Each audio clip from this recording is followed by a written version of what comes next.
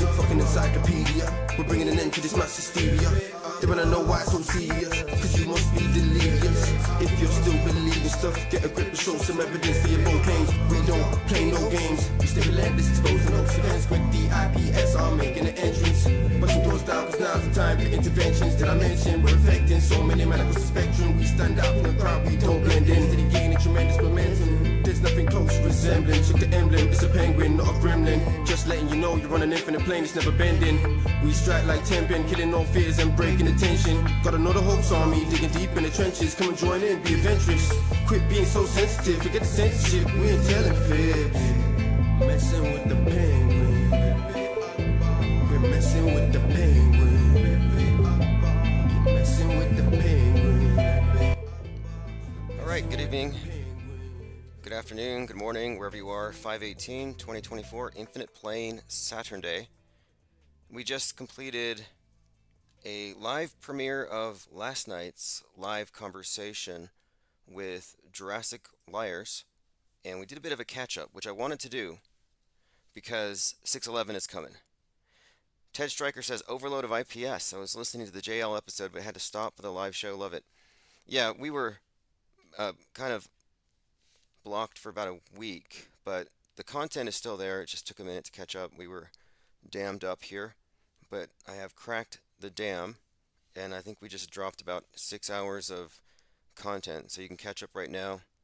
You can binge on IPS. This is free Mind War inoculation, courtesy of Infinite Plane Radio. It's almost a public service, although the public doesn't want it. Joined by Kevin Mooring, Jennifer Reeves, Zin Vallis, 3 Up, 3 Down, Dua Sampera, Otto Hoaxer, Frank Murr, Diana South, awesome. Over there at D-Live. Okay, so we're on a few more channels, by the way. I expanded. We're also on Rumble. We're also on X, if you go to twitter.com/IPS Think Tank. Joined by X322. Thank you for joining. Now, if you'll notice on the screen, we have a new number. Skype has disappointed me for the last time, and it doesn't have a caller queue. It has a lot of issues, but you know, it's designed for conference calls, and what we're doing is a little different. What we do here is crowdsource intel, observations, perspectives, and in order to do so, we need to get more calls, and it's very tricky to get in. And even if you can get past the gremlins, it's also a matter of timing, because maybe somebody else is on the phone. So now we have this better system. You call the number on the screen, and I don't know if this number is going to be permanent, so I'm not going to recite it, but it's on the screen there. And what you can do is you'll be on hold at first, and you can listen. And then I can basically unmute each caller as we go. And I just experienced this for myself. I called Zach Hubbard's show, and I thought it's a perfect system because there were several people on hold. You can manage them. You can go back and forth between callers. But I've used it before, so we're back on it. It's just another upgrade enabled by all of you. And I guess if you want to call in, we'll test it out. As far as the subjects, the topics for tonight, yesterday we were talking about Elvis, Trump. That was a big part of it. I mentioned at the end about Boeing. So here's a post that I found in our Gilded server by Irrational Exuberance. Boeing keeps Calhoun despite it all. Boeing shareholders re-elected their outgoing CEO to its board and approved his compensation package.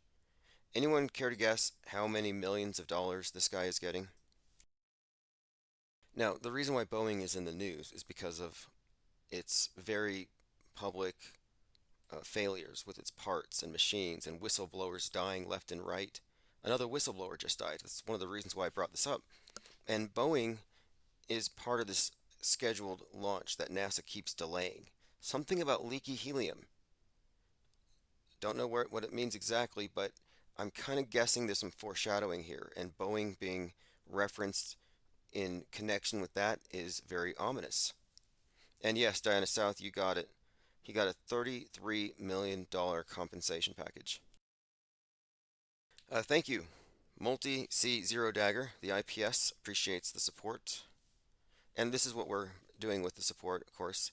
In addition to punching Big Brother in the face through the court system, we have upgraded our phones.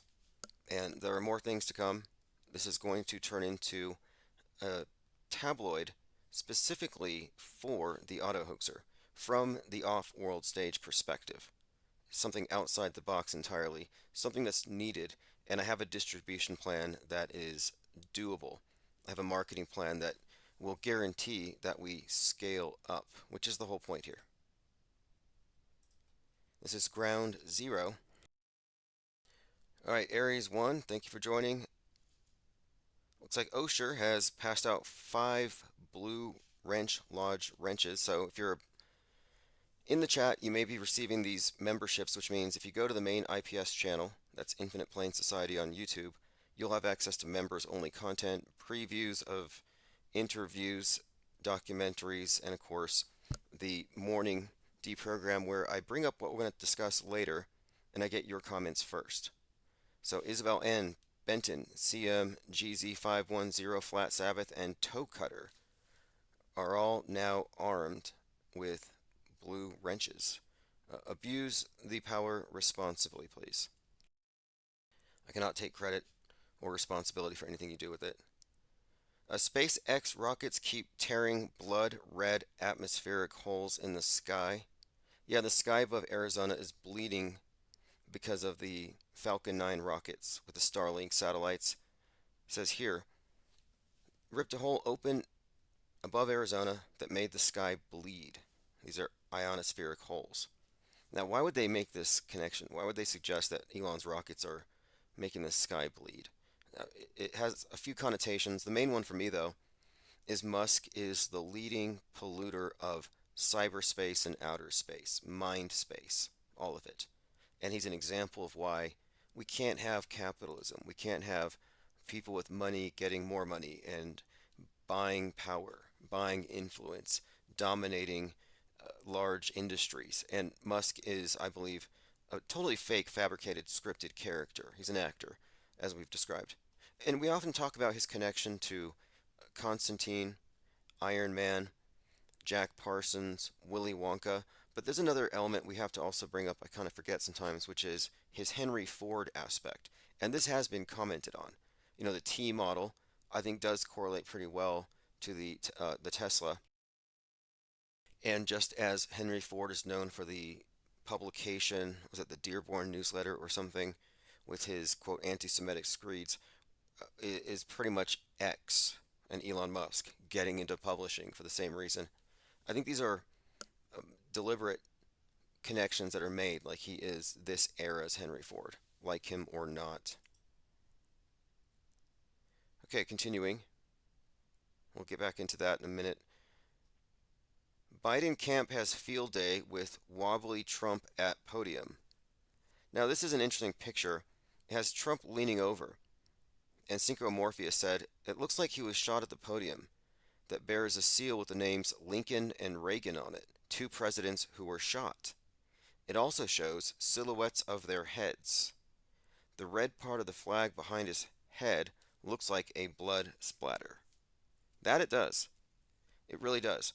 And one of the main purposes of the conversation last night was to describe how the next 9/11 is going to involve this JFK situation that they're bringing about with Trump. The foreshadowing is just off the charts.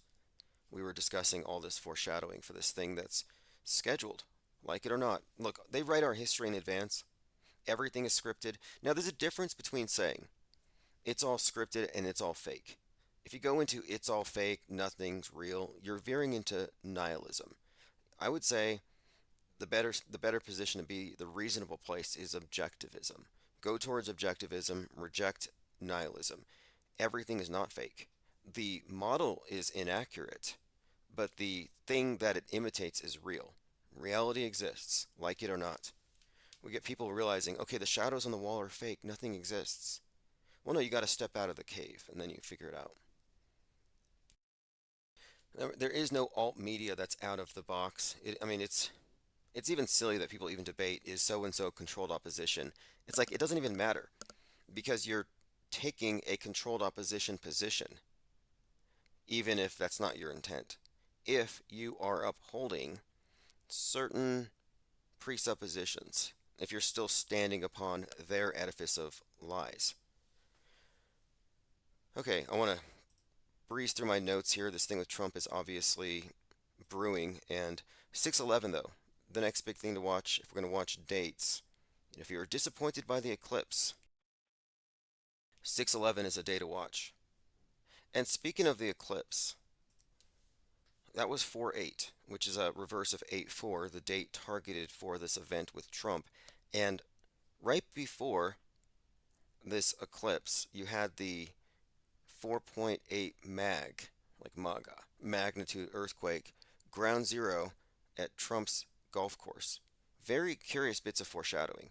So, whatever you think about it, you can't dismiss it as nothing. It's very similar to every other PSYOP we've seen, where every step of the way, it's building the narrative, repeating the story.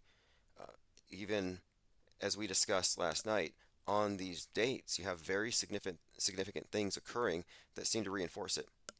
Yes, Smarty Pants, that's the new phone system if you look on the screen. And I'm now using a different system that allows us to have a caller queue. Okay, so we do have a caller in queue, so let me go ahead and test this out. And I believe if you're on hold, you can just listen. Hey, caller, can you hear me okay? Yeah, I can hear you. You know who this is? Oh, I think this is Garrow. Yeah, JAS Jurassic Liars. Awesome, awesome. Well, I'm getting a lot of positive feedback. A lot of people definitely want to catch up on your content, so I sent them links also.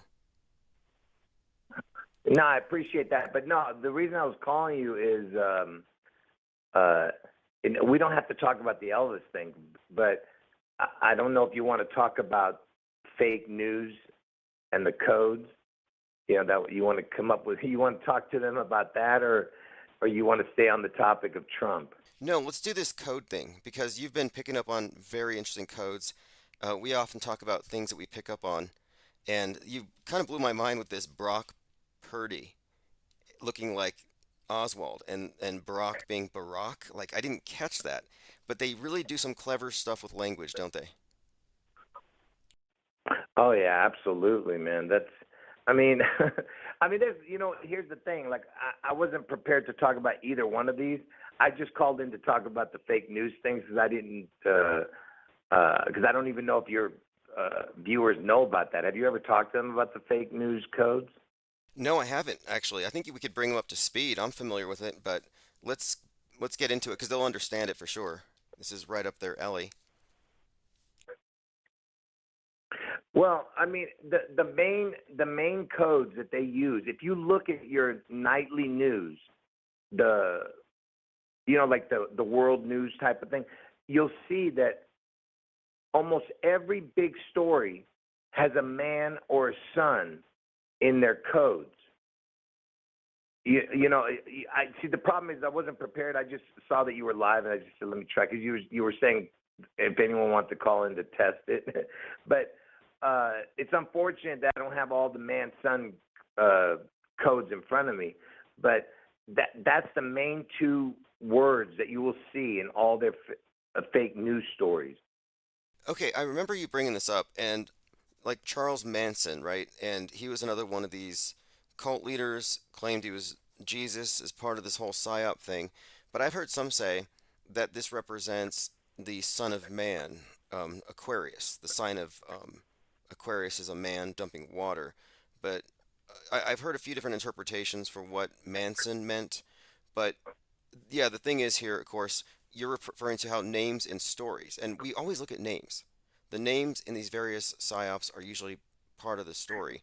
And what you're pointing out here is that the name man or the name son are consistently used with these hoaxes. Yeah, the big stories. Most of the time, you will see that it'll be the man or son. Like either the victim will be a man, or the suspect will be a son, or both. They'll have a combination of the two. And yeah, like Charles Mann's son, he has both. You have that Nelson Mandela crap. You know, so you have that, and that's why they came up with this. It's total, a psyop that they came up with. You know, I gotcha. this Nelson Mandela crap. And then you had the O.J. Simpson son trial, and who killed, and who did O.J. kill? He killed a Ron Goldman. And who was the guy who found the bloody glove? Furman, that marked Furman, you know. And where did 9/11 happen? In Manhattan. And you know, where did that big World War II supposed event that happened? In Germany. You know, you had the man again. Okay, So I you know, it gotcha. just goes on and on. I mean, Well, let me run yeah. one by you. I picked one up last year. I've been picking up this ever since BLM started with Trayvon Martin. Trey is an anagram for Tyre, Tyre, which is, I believe, a pretty strong reference to the Masonic death of Hiram Abiff.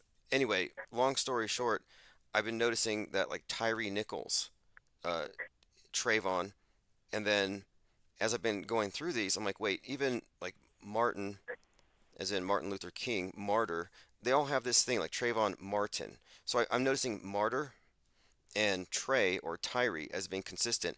And then Jamie Foxx is in this one, and Jamie Foxx was really big in BLM when it started. He actually promoted Trayvon Martin's death. So he's in this movie where he's a clone after people think that he died and came back, but it's called They Cloned Tyrone. So again, the Tyrone, Tyre. So patterns. King, the name King was huge last year. Yeah. Rodney King like beating. Martin Luther King's daughter was there. Then you have like even at the beating of Rodney King, you had that the after the riots, you had Reginald Denny, and you know Reg is King. So King is a huge one, as you kind of alluded to with Elvis quite a bit. Right.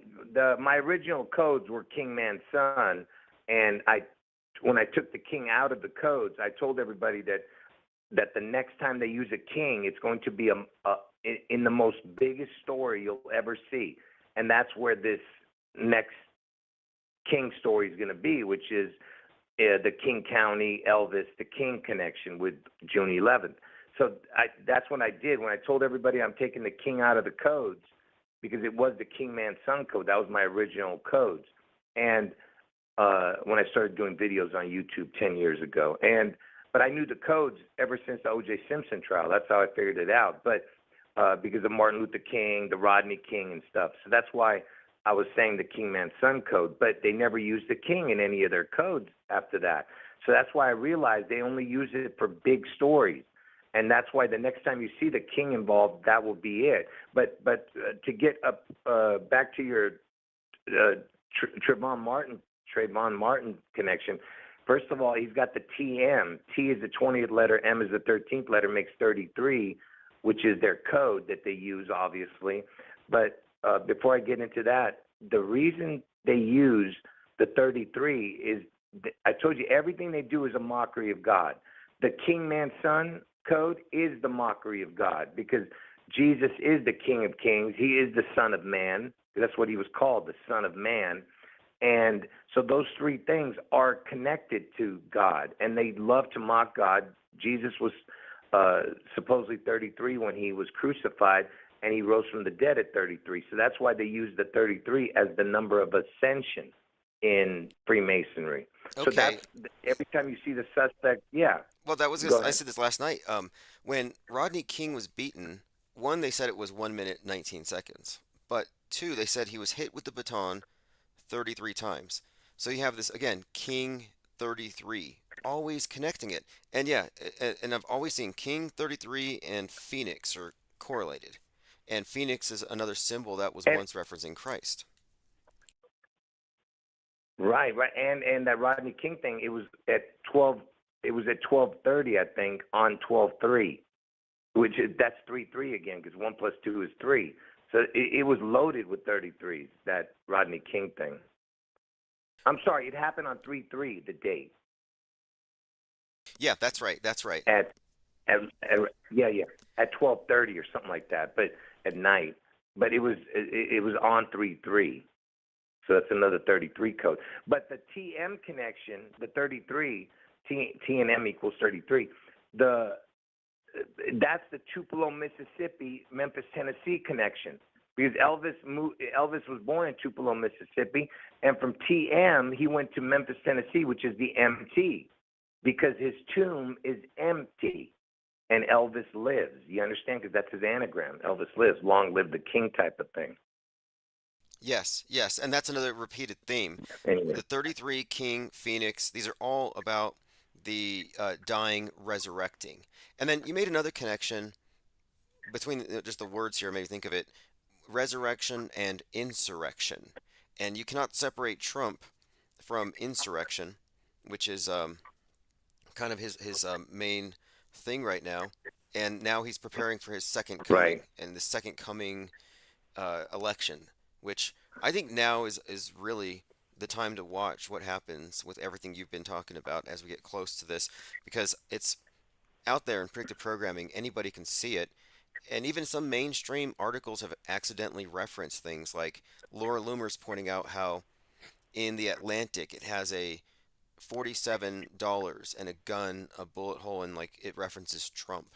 So you have these repeated themes out there. It's on the public psyche right now. But to get back to what you were just saying about Trayvon Martin, 33 TM, I didn't catch that Yeah, one. That one's and yeah. yeah, and who was the killer of Trayvon Martin? It was who was the Oh, killer of him? George I Zimmerman. forget. George Zimmerman. George Zimmerman. Zimmerman. See what I mean? Yeah, yeah. It's got the man in it, Zimmerman, right? And what is his initials? George Zimmerman, GZ. G is 7, Z is 26, makes 33. Okay, got that. And that one event was hyped up by Jamie Foxx, and this gets into a whole other area, but this is like a martyr cult. And someone points out that Mar, of course, Mars, and then Tyre or Tyr or Trey, that's Tyr is Mars in the North myth. But anyway, this is a reoccurring code. So when I see King, I think it was like last year there was some race-based fight, and the guy who hit somebody with a chair, his name was Reggie.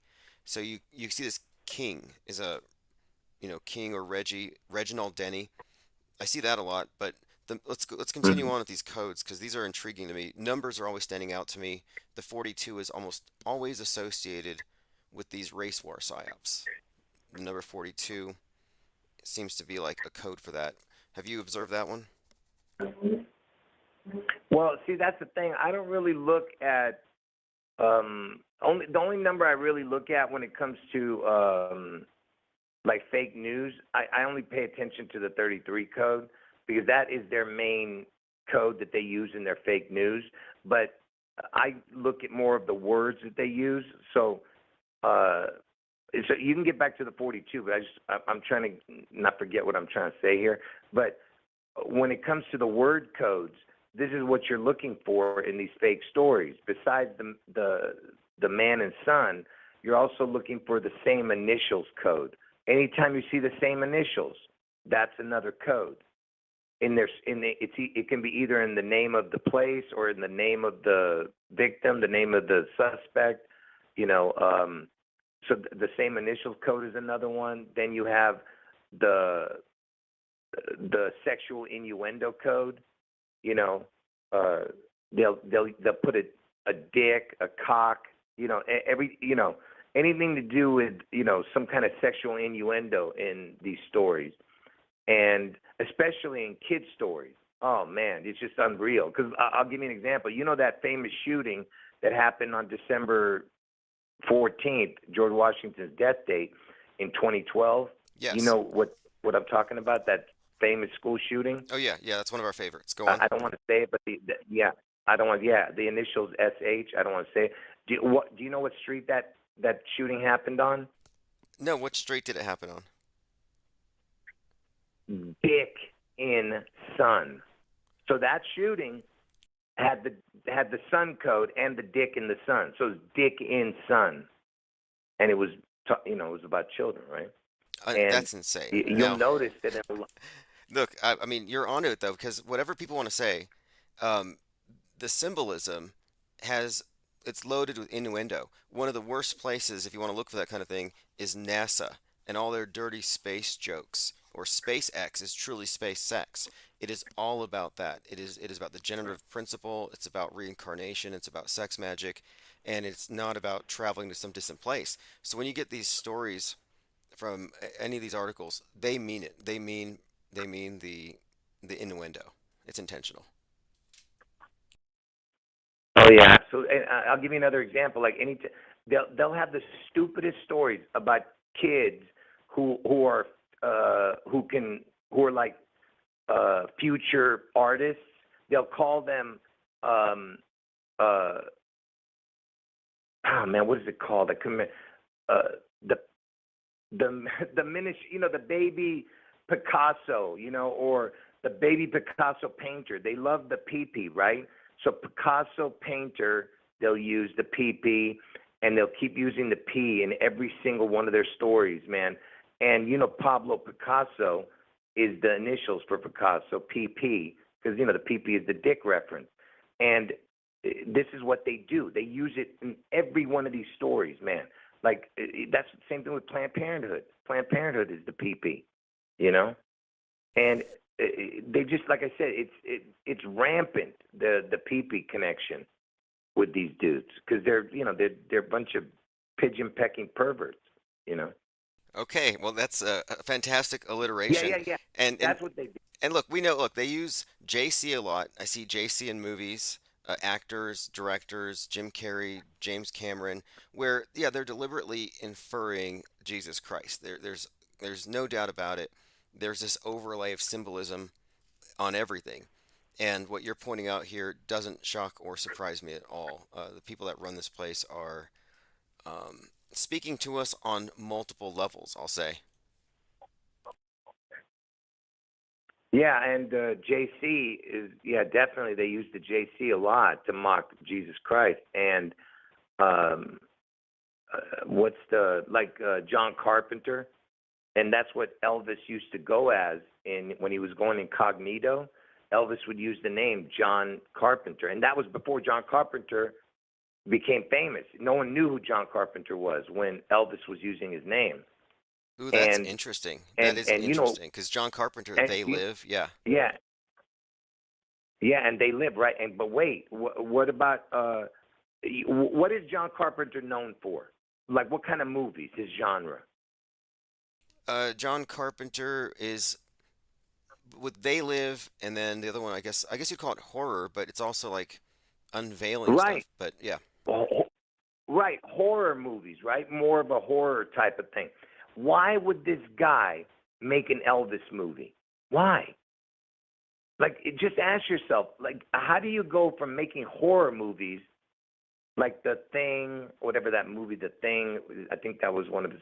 yeah. Anyway, that they live. But why would you do an Elvis movie? It doesn't even make any sense because of the John Carpenter connection.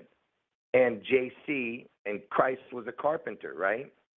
So it's JC and a carpenter, and um, and who did and Elvis went as John Carpenter, right? Incognito when you would check into hotels and stuff. And uh, you know who his first wife was? No. Who? Here, let me play it for you. It was Adrienne Barbeau, right? Adrienne Barbeau. When was Adrienne Barbeau born? Adrienne Barbeau was born on June 11th, 1945. You see that? 6'11", So this yes. creature's born on June. Yeah. So she's born on the day that I'm telling you that Seattle, Washington. I mean, the state of Washington is going to be struck on June 11th. See what I mean? Like everything connects to Elvis, connects to this puzzle, And John Carpenter, guess when he's born? Watch this. So remember, she's born on 6/11. When was John Carpenter born? John Carpenter was born on January 16th, 1948. 116, 6/11 backwards. Ooh, You know good what I mean? catch, good 116, catch. 611. Yeah. It's all connected. This dude, this Elvis to this. Why would John Carpenter make an Elvis movie? It makes absolutely no sense. No, it actually doesn't make any sense. And by the way, I mentioned how I watched the movie Elvis. When I watch movies, I watch the trailers too because I consider it part of the programming. And it was Black Adam was the trailer before Elvis, and it has this superhero played by The Rock with a lightning bolt on his chest. The Elvis movie opens up where he's got the lightning bolt around his neck across his chest. And the Rock Right. and Elvis as the rock star, and he talks about this thing, the Rock of Ages, but the Rock is a very important reference. And I think it may allude to something. Like I do think that the rock star may be emblematic of the fallen angel. It's a light in the sky, it falls, it assumes matter, and the worship. Yeah. Anyway, my point is, or what you're bringing up is this way of contextualizing things, using these initials to draw other connections. Another good example is Jim Caviezel, who plays Jesus in Passion of the Christ.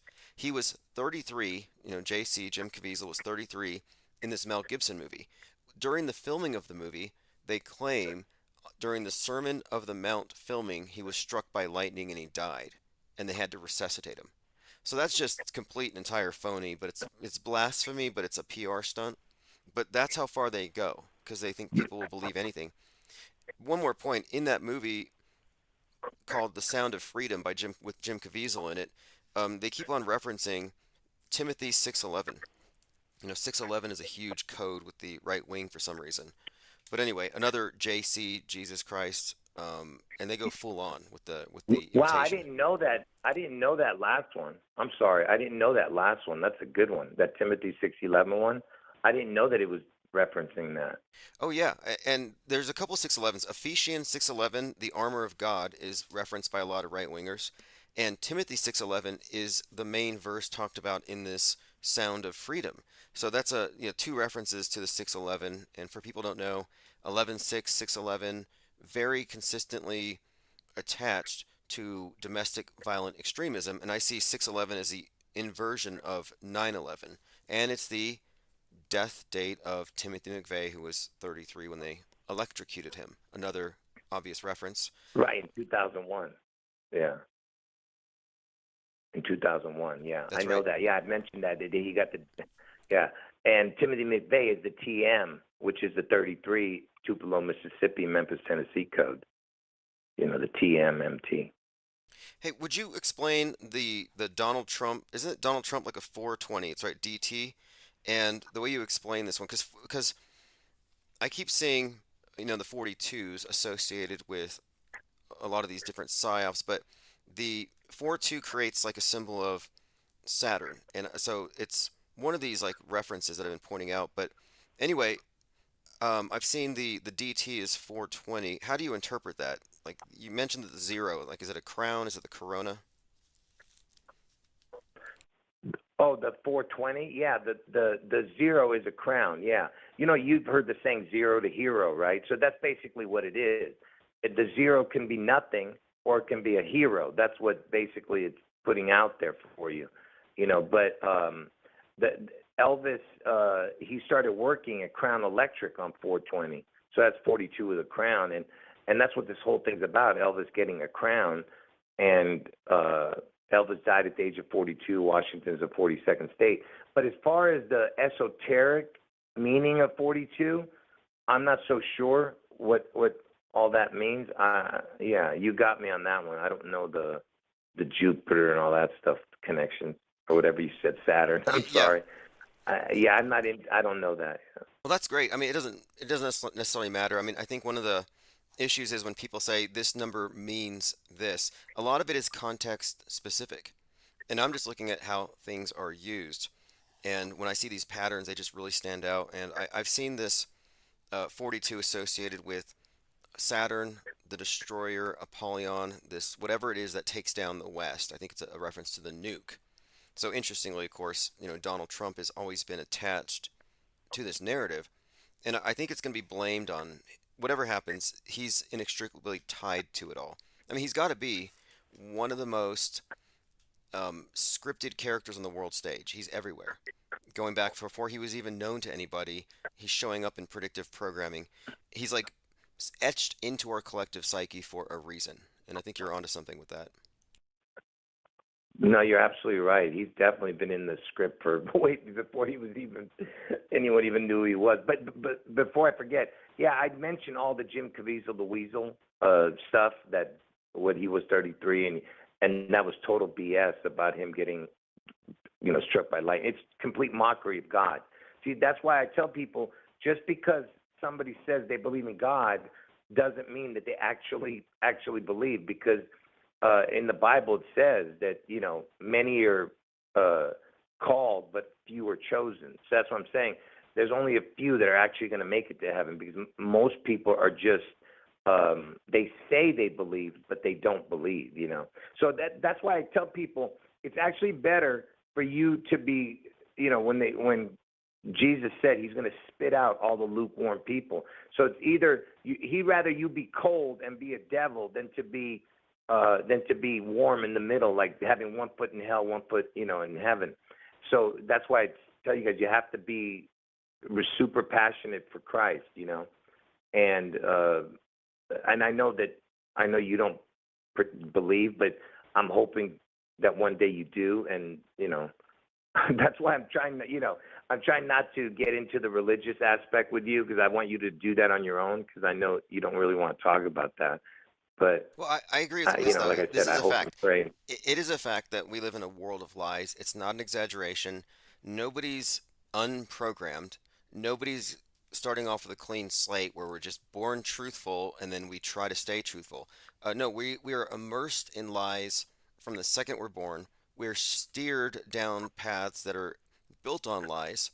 The entire edifice is built on falsehoods. So there's not an honest person alive unless they're honest with themselves first when they take control of their own perceptions. So lying is the default, and this world is made this way for a reason. Yeah, It's but a conundrum. yeah, but that they have controlled opposition, right? So what better way to take control, just like they have controlled opposition in the truth movement, than if because I believe in Jesus with all my heart and soul. So what I'm saying to you is, don't you think that they're going to take the belief in God and completely pervert it? That's what they've done, and that's why it's hard for some people to believe, because they'll be like, well, how can this be that? They're so evil. This is evil. That's evil. So what I'm trying to say to you is that it's the same thing with the truth movement, that you have all these supposed truthers who are actually not truthers. You know what I mean? So that's the same thing with the religion. They perverted it, and that's where we disagree with a lot of stuff, because I blame the pigeon peckers, and you don't want to do that. But that's, like I said, I'm not here to argue with you, because I'm here to help people, and that's why, and that I appreciate that you even give me the platform, because I know we don't agree on everything, but Sure. Well, I just want people to. the truth is the truth, and if you say something that's factually true, and someone hears it and they do something with it, good. I'm not, in a position to, conclude certain things. So here we are discussing these things. But what I am definitely honest with myself and my own perceptions. And the more I look at media, the more I'm like, you can't really separate the psychological, the political manipulations from the potential spiritual ramifications, especially when you look at how people act. I think it's very incongruent for modern people with iPhones to be acting like medieval savages, like in the streets. It doesn't make any sense to me. So there's obviously something askew with the world. I do believe in objective evil. I don't think that it's just a construct. Obviously, there's good and evil. And anyone who says otherwise, I really question, what kind of life experiences are you lacking that you don't believe in evil? Like, good for you. So, no, I'm not a complete neutral in this. I'm very interested in the truth, whatever it happens to be. Okay. So I appreciate you taking the time, Right. to communicate about this. And Yeah. things can change in a second. And this storyline that you're pointing out, it it doesn't make sense if you put it only in a political context. Yeah, but this Trump thing is for. I mean, man, it is so obvious that they're setting it up, the head wound, which I've been talking about for all these years, for August 4th, and in Ohio, by the way. And see, what people don't understand is that all the prediction dates and the places, this was supernatural. I didn't literally all the connections I found were after I made the prediction. That's what's incredible. Just like Ohio, I said Ohio would be the place that Trump would get the head wound. And then I started researching what Ohio had, and every single thing in Ohio connects to Trump. And you want to go through a few of the things? Yeah, if you don't mind, I had someone in the chat ask me to ask you about Ohio. Right. That's why I saw that too in the chat. That's why I'm bringing it up. Uh, it, so I'm telling people that Trump's going to get his head wound on August 4th in Ohio, right? And then I research Ohio. I come to find out that the what is it called? The capital of Ohio is Columbus, and Columbus is the 614 area code, and that's where Trump's birthday is 614. Okay, so that's the first connection. Then August 4th on a regular year is the 216th day of the year. On a leap year is 216, 217. But so the 216 area code is in Cleveland, Ohio. That's another connection. And the zip codes, those are the area codes that I just mentioned. And the zip codes all start with 44 or 45. I mean, most of them, probably like 80% of them. And 44, 45 is Trump. He's the 44, 45 president, 44th person, 45th person. 44th person, 45th actual president to take office. Gotcha. Go ahead. Gotcha. No, okay, now this Columbus thing is interesting because this recent spate of riots on the college campuses kicked off in Columbus. And someone pointed this out. We're like, okay, well, Columbus has some strong significance in the big script. You have the dove Columba associated with Noah, which is the story of the ark and the flood, has to do with a reset.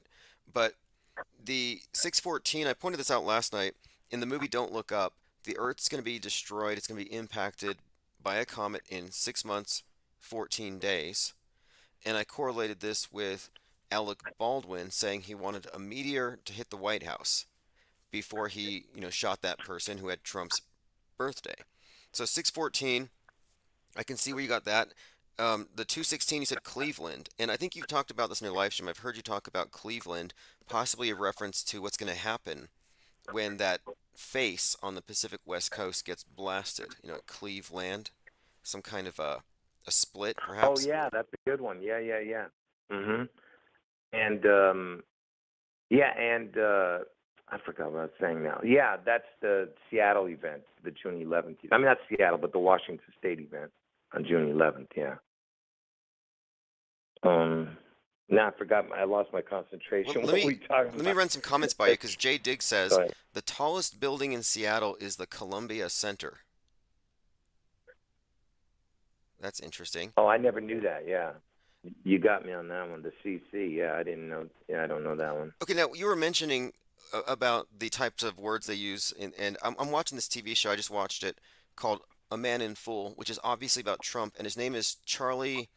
I think it's Charlie Coker. But if you look at the way it's spelled, it's obviously a reference to, and then he's always posing in front of a building, like a very phallic symbol behind him. You're right about that.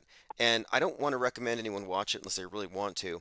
It's pretty explicit at the end, where they make it very clear that it's all about these innuendos. Just another point, and his initials, though, CC.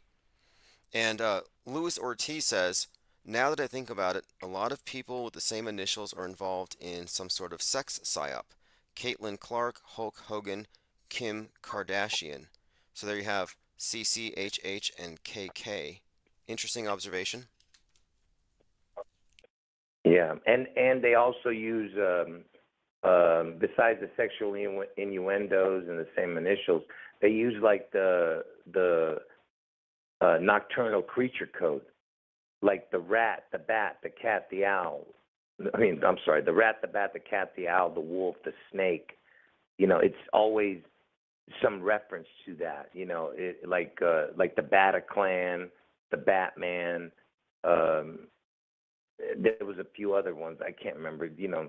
Every time I've seen them in the news, I would mention it, but now I can't remember them all. No, this is good, actually. Like the Bataclan thing has some fascinating connections because There was a fireman at the Bataclan who supposedly saved the crown of thorns from Notre Dame from the spire as it burned. So you have the Bataclan connection in that sense. And then recently in Copenhagen, you had the stock exchange's tower burn, and in the shot where the news is recording this thing burning, you see an advertisement for DC Comics and you have the Batman logo there. Very common theme. Uh, all these animals, by the way, rats, bats, cats, snakes, wolves, these are all sacred to the goddesses, the night goddesses like Hecate and these various aspects of the goddess. It's always night creatures. Owls are a huge part of it too. The owl, yeah, that one too, yeah. I forgot that one, yeah. And but yeah, all you have to do is if you just pay attention, you'll see it in almost every one of their stories. You know, if you just look at the last few big stories that were on the news, see that's the thing. I don't pay attention to them because I don't really do the news videos anymore. But you just look. Like, who was that golfer that just got he has the same initials, Scotty Scheffler. You see what I'm saying? Yes, yes. The golfer that was arrested, you know, whatever the hell cares, you know. But I'm just saying, it's always the same, you know, stupid codes that they have in these stories. Yeah, well, that's something else to look for. And now that you pointed it out, I think people are going to be able to look and see what we've even glossed over. Swirling Spice in the comments points out that Seattle's hockey team is the Kraken, and I've seen their logo. Have you seen the logos for the Kraken in Seattle? Yeah, I showed that many times. And I used to tell everybody Elvis is the Kraken before they named Seattle the Kraken team. And they showed the Space Needle as an anchor. And an anchor goes to the bottom of the sea. Do you get what I'm saying? Oh, They're that's telling you good. something going to sink. Yeah. Yeah, that's right. And they often Oh, and it show, has a snake going up, yeah, the Kraken a on snake on going the up it, right? yeah, well, it looks like the Kraken on the Space Needle, and I'm like, okay, that's Right, right. Yeah, yeah. That's it. That's what I meant to say. I said snake. Yeah, it's whatever, a kraken going up it, yeah. okay. Now, Etheric Bliss says before they were Kraken, they were the Thunderbirds, for whatever that's worth. Wouldn't Thunderbirds have a connection with Elvis? He always had that phoenix design on his. I'd have to look at that, but that is an interesting connection. Well, that was actually a Thunderbird. Yeah, that was actually a Thunderbird that he would put on his outfits, but I call it a phoenix because he would wear an eagle, a dragon, but yeah, mainly it was that big bird that looked like a phoenix. But they kept saying it was a Thunderbird. Okay, okay, so definitely that's a link there. Yeah, Fascinating. and you know, in concert, see Elvis in concert, he would always start before he would come out. They would put the 2001 Space Odyssey. You know, this is way before 9/11. They would put the 2001 Space Odyssey music while he was coming out, and just let me tell you what the first song that they would play after that music. I'll tell you why the music is important. But the first song he would sing would be CC Rider. First of all, the CC, the letters are 3/3, but C can be the water because he's the B side of the sea, or it can be vision, like you see something. But it's just funny that he would start all his stupid concerts with the CC Rider song, but before he would do his song, he would come out with his music, the 2001 Space Odyssey, and the guy who wrote the music to the 2001 Space Odyssey, listen to this.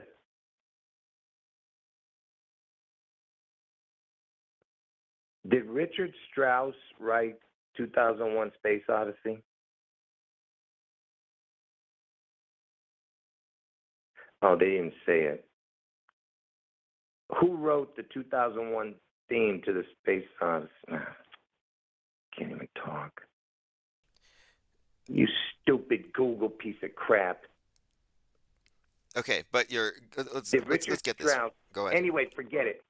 Yes, skip it. I'm sorry. Well, no, I this just is wanted you to good. hear them say it. His name is Richard Strauss. Richard Strauss, and it's Yeah. the Anyway, song the guy's name is Richard Strauss. also, or it's Thus Spoke Zarathustra, And the thing about that too Yeah, I is didn't want to say that. Yeah. 2001 Space Odyssey has predictive programming for 9/11, which is hugely significant here, considering the connection between the Twin Towers, Trump, and this bigger story anyway.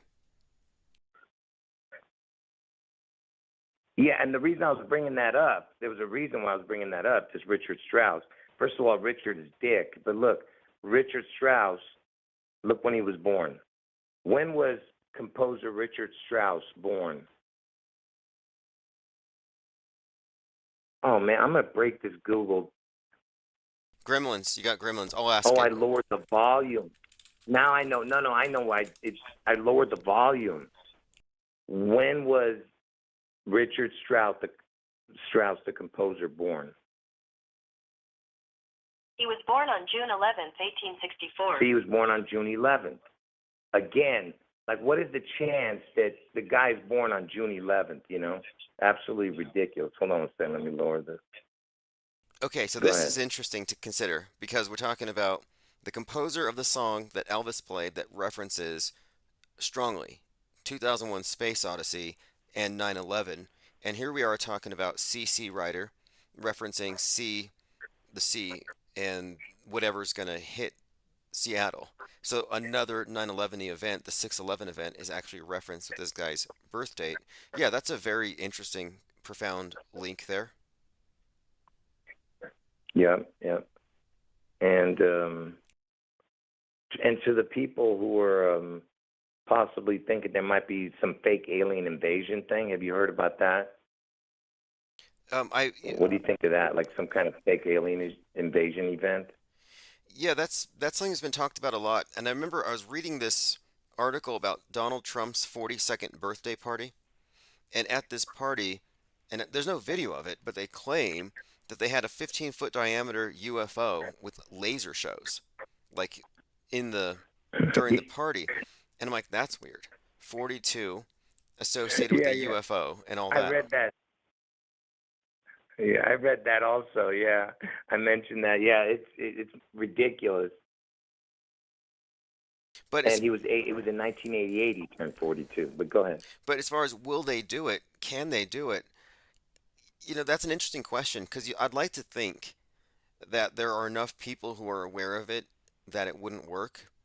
But I think that the way the world is, we're far outnumbered by far more triggerable and vocal people who are just utterly programmed. So it's fakeable, and they certainly could. I don't know if that's in the. I'm not sure how they would pull it off without cutting off a lot of our connection as far as our ability to debunk it. But I don't know. I'm not really quite sure. I mean, what do you think? Do you think that maybe there is going to be a staged one, or do you think there is something to it beyond just being fake? Well, and if you've noticed, a lot of the movies and references to Elvis, they see him as some kind of super being, like from out of this world. Every time they kind of mention him, they mention him in a weird alien way. Even the X Files had him as an alien. The alien comes down dressed as Elvis, and there was a few other Elvis UFO references. But what's interesting about the Elvis connection to the whatever the alien crap is that there was this wow signal that happened, right before he died. There was a transmission from space, supposedly, that a radio telescope, and guess where this radio telescope that picked it up? It was in Ohio Radio Telescope, it was called. So you have the Ohio reference again, and this was a couple hours before he died. It was on August 15th at around between 10 and 11 p.m., and Elvis died sometime August 16th in the morning.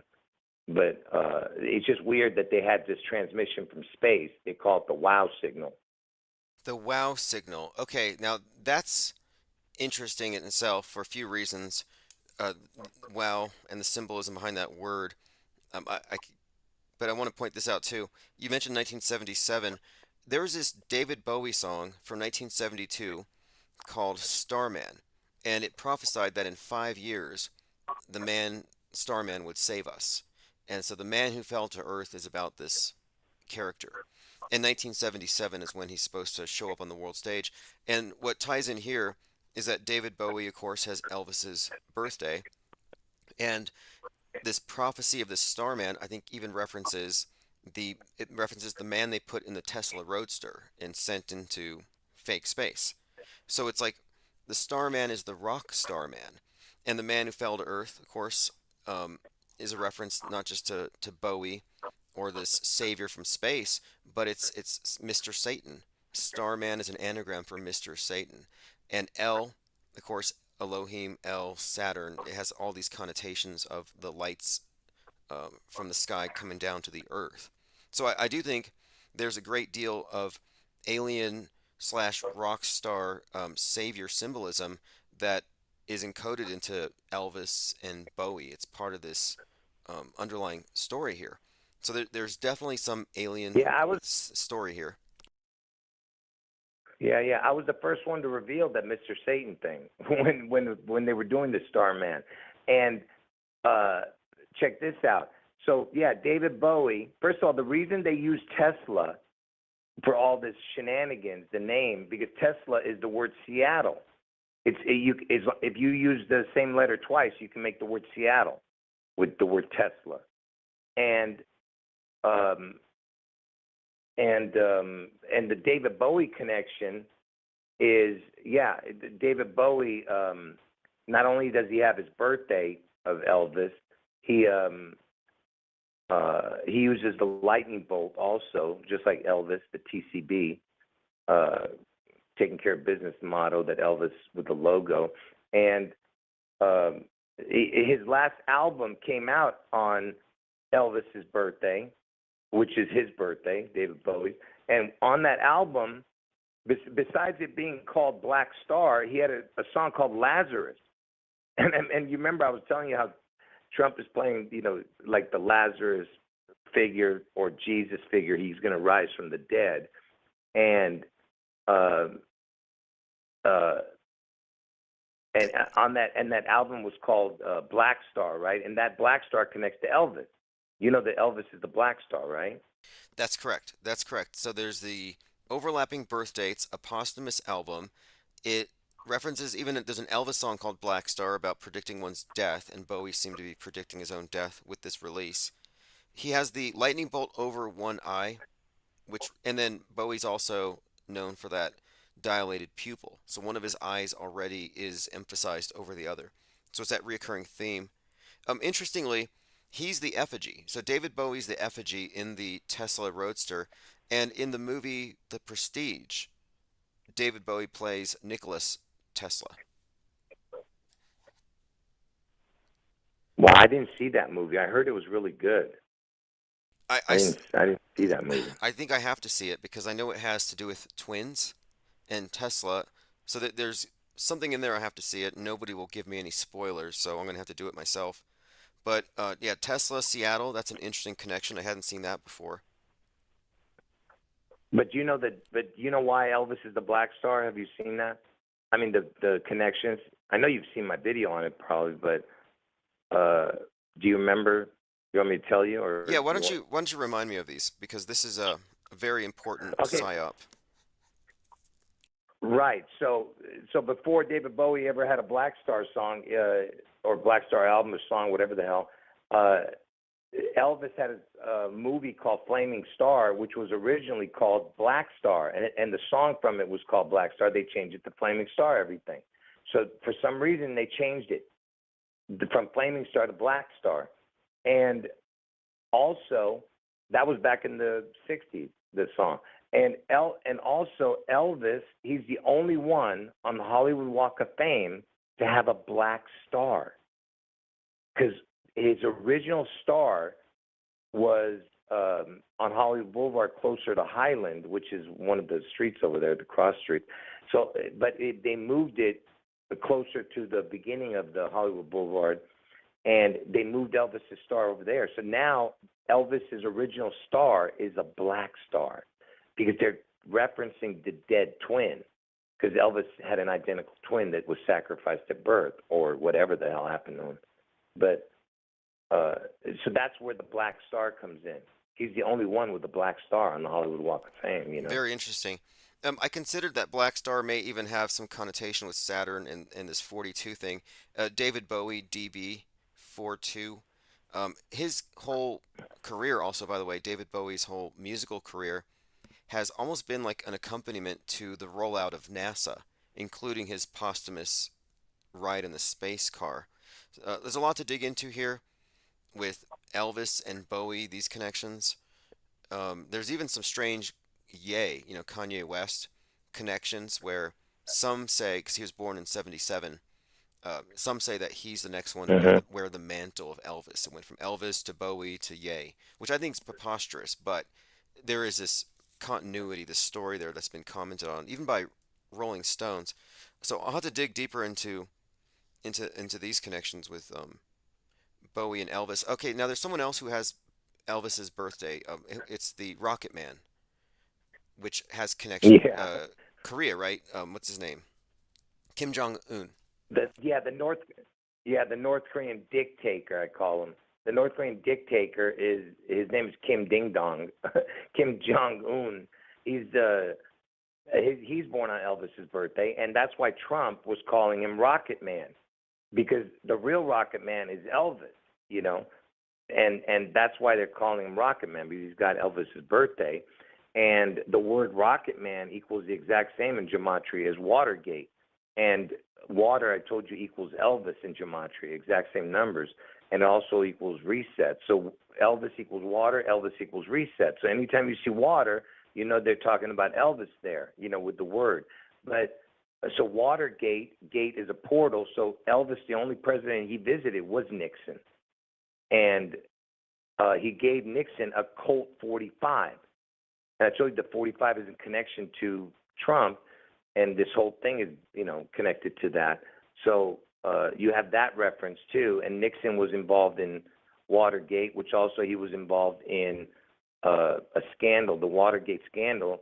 And you know, I told you everything is about, with these perverts, they use the dick references. His name is Dick Nixon. They were calling him Tricky Dicky. And who was the person involved in the Watergate? His name was Deep Throat. See what I mean? How they play the games, Deep Throat and Dick. Yeah, yeah, pretty bad, pretty terrible stuff there. I'm looking at the picture of Elvis with Richard Nixon, and there's a 45, which is a reference to Trump, the whole 45 thing. And I always thought that when Trump Mhm. started putting the 45 on his hat, on the side of his head, I always thought, okay, that's just preparing us. That's making a correlation, the 45 on the side of his head. And now it's 4547, which is a 911. Um, Elton John is the Rocket Man as well. He's got the L in his name, Elton John. And And he's got, yep, and the TON for Washington also. Go ahead. oh, okay, okay. Well, yeah, and he kind of caught my attention for a few reasons recently, but yeah, the Rocket Man is just one of these reoccurring themes. And in the Elvis movie, he talked about riding a rocket to the Rock of Ages. He makes these references in the movie that don't make any sense, but I think they're just throwing out these memes repeatedly. But uh, to continue here, the Colt 45 gift to the president, that's absurd. How can you just walk into the White House with a Colt 45 to get a narcotics badge or whatever he got for it? Yeah, yeah, and man, now I can't remember what we were talking about. My brain went blank.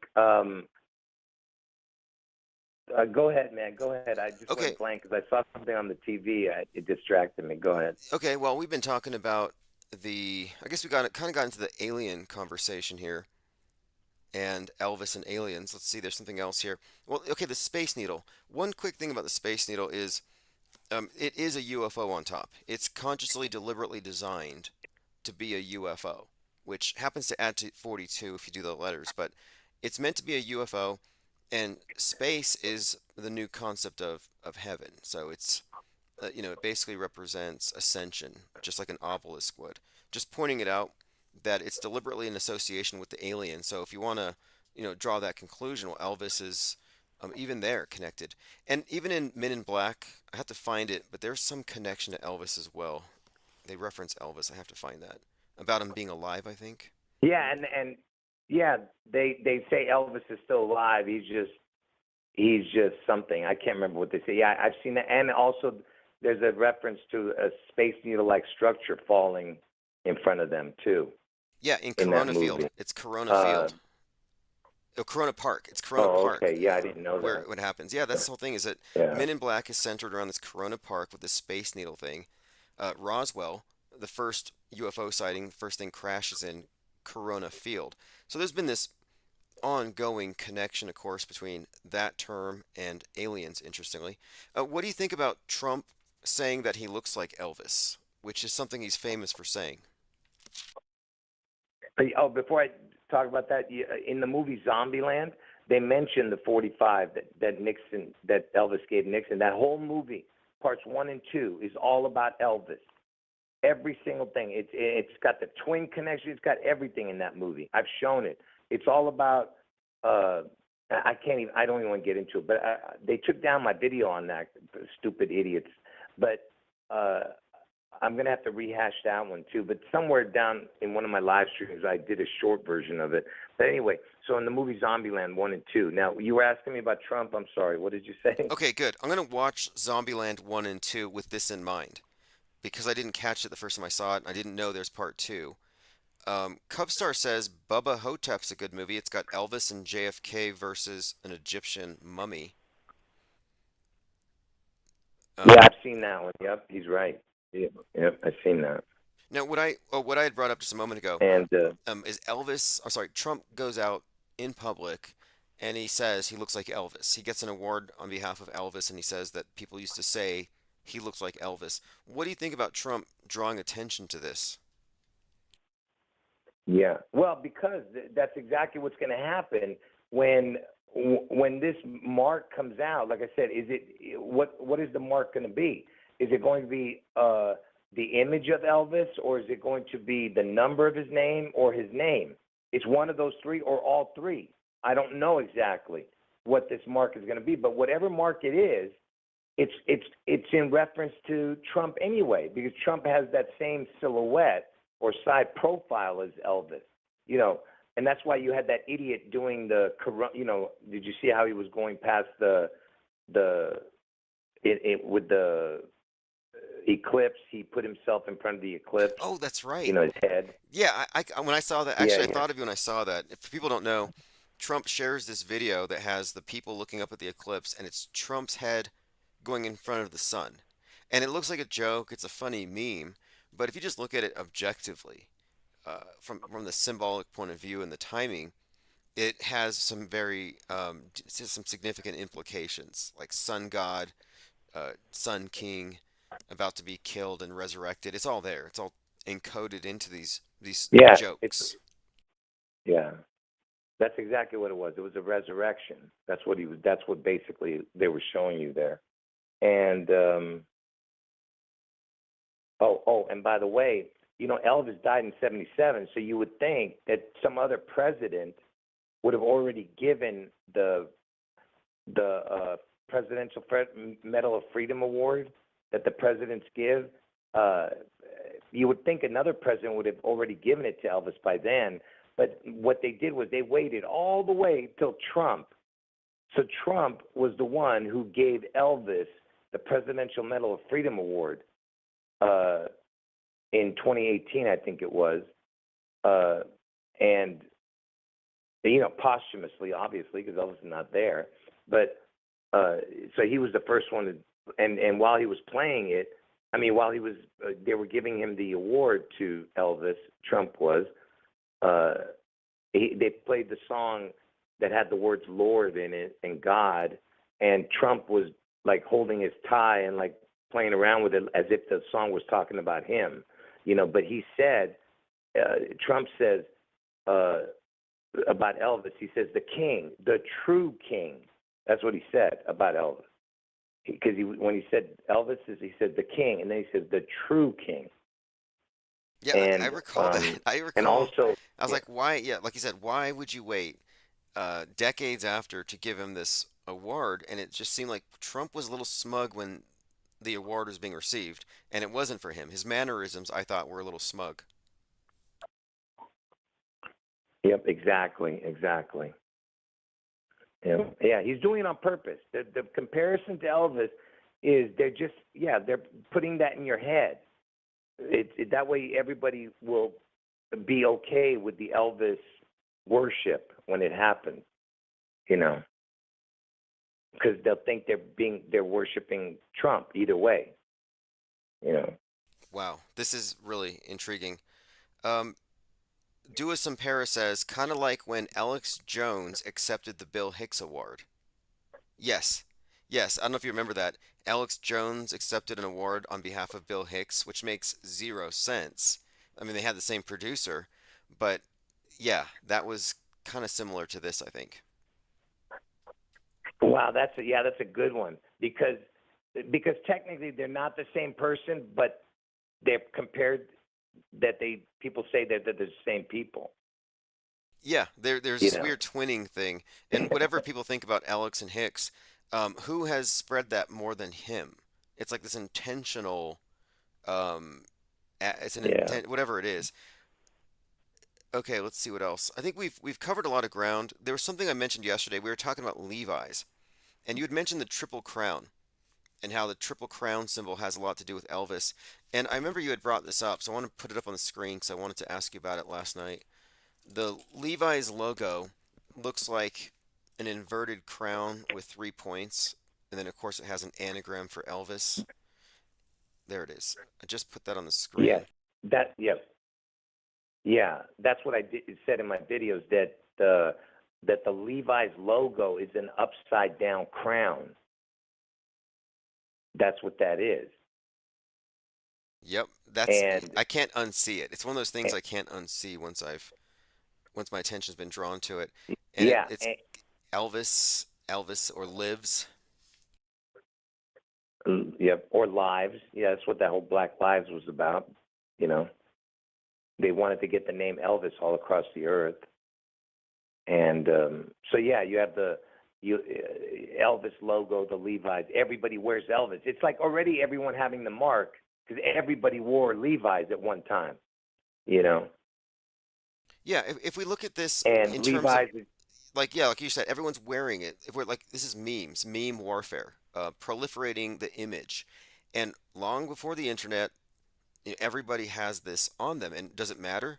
Well, apparently symbols, numbers, and these occult references do matter to the powers that be that are disseminating them. So yeah, I think it's kind of interesting, of course, that how common, how widespread this is. Levi Strauss. there's that Strauss again because the other guy was Richard Strauss, the guy who wrote the theme to the 2001. Um, yeah, Levi's also the Levi's logo. You'll notice that there's an R at the very top. It's like a registered trademark thing with a circle. It's an R with a circle Oh on yes. the very right of the Levi's logo. Yeah, that R is the 18th letter. That's when Elvis was born, 1/8. And you have a circle, which is a crown, which is the 15th letter, makes 33. So you have 18, which is the R, then the O around it, and that's 15. The O is 15th letter, it makes 33, 18 and 15. And that's basically what you're saying. You're seeing Elvis, his birthday, and the crown. Wow. And and I told you the words Elvis birthday. If you just wrote those words, Elvis birthday, it equals the exact same as the words the Antichrist. Every number is the same. Forward, reduce, backward. Elvis birthday is the Antichrist. Now let me add on a couple of things here because it ties into what you've been talking about. So Levi, the guy who designed the Baphomet, was this occultist named Eliphas Levi. That name Levi has stood out to me. Well, the Church of Satan is situated on the West Coast, and they pray to Leviathan. And Leviathan is the serpent of the abyss, the beast of the sea. And interestingly, the founder's name of the Church of Satan, they changed it to Anton LaVey, and it's spelled Leviathan around the star in Hebrew characters, but it's kind of an anagram for Anton LaVey, Leviathan. So this Leviathan is Oh, encoded. that's a good one. I didn't even know that. Yeah, so I'm That's a looking, good one. I'm I like, didn't wait, know that one. Levy, the whole water thing, the beast from the sea, the worship of the serpent, it's all kind of encoded into this thing. Yeah, I knew about the Levi, and I didn't. I'm saying I didn't know that it was a like a play on words with the Leviathan on that. But yeah, I know about the Leviathan being the beast out of the sea, and Levi. Just the word Levi itself, it's missing the S, right? And I told you the S is the 19. The S is the 19th letter, and I told you that that's what that whole 19 crown was about. So basically, it's saying that evil needs its crown.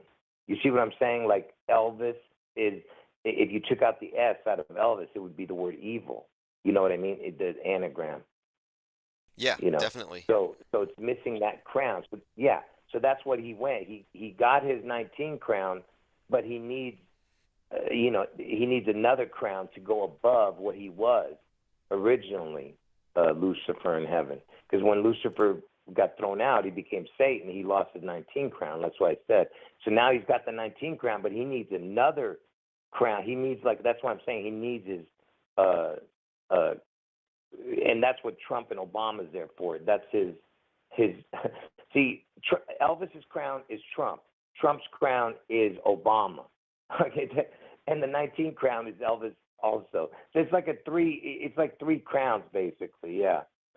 And I know it's hard to understand. Anyone listening to this, they'll think you're a nut, if they don't understand my videos. You have to go see them to understand it. Yeah, I put a link on the last archives because it's you're just dropping facts and describing things as you see it. It's like it just you have to go through it and see it for yourself. This upside down crown is kind of a fascinating thing as well as a symbol. The idea of falling and fallen, the anchor, the sinking, it's all reiterating the same kind of themes. And it reminds me of how I mentioned Elton John, the Rocket Man. He owns the photograph of the falling man from 9/11. And I think that falling man photo is Wow. obviously fake, but I think it's some kind of a symbol. This falling man. Now, get this the guy who photographed the falling man on 9/11, 33 years prior, is the guy who photographed Robert F. Kennedy as he fell, dying after having been shot. So the significance Wow, here, that's ridiculous. the Kennedy Yeah. royal family, royalty, falling, death, Rocket Man. There's something here, but I do think that there's a repeated theme that has to do with the worship of this fallen angel. Well, and Rocket Man, his birthday, it's connected to this whole puzzle also. Hold on one second. Stupid. Somebody's car is driving me nuts. Anyway, Rocket Man, that idiot, Elton John, he's born on 3/25, okay?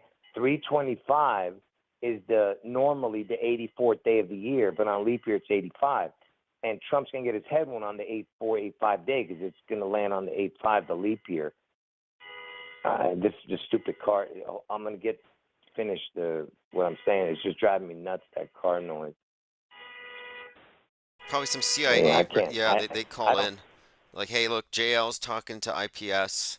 Send in some distraction. Yeah.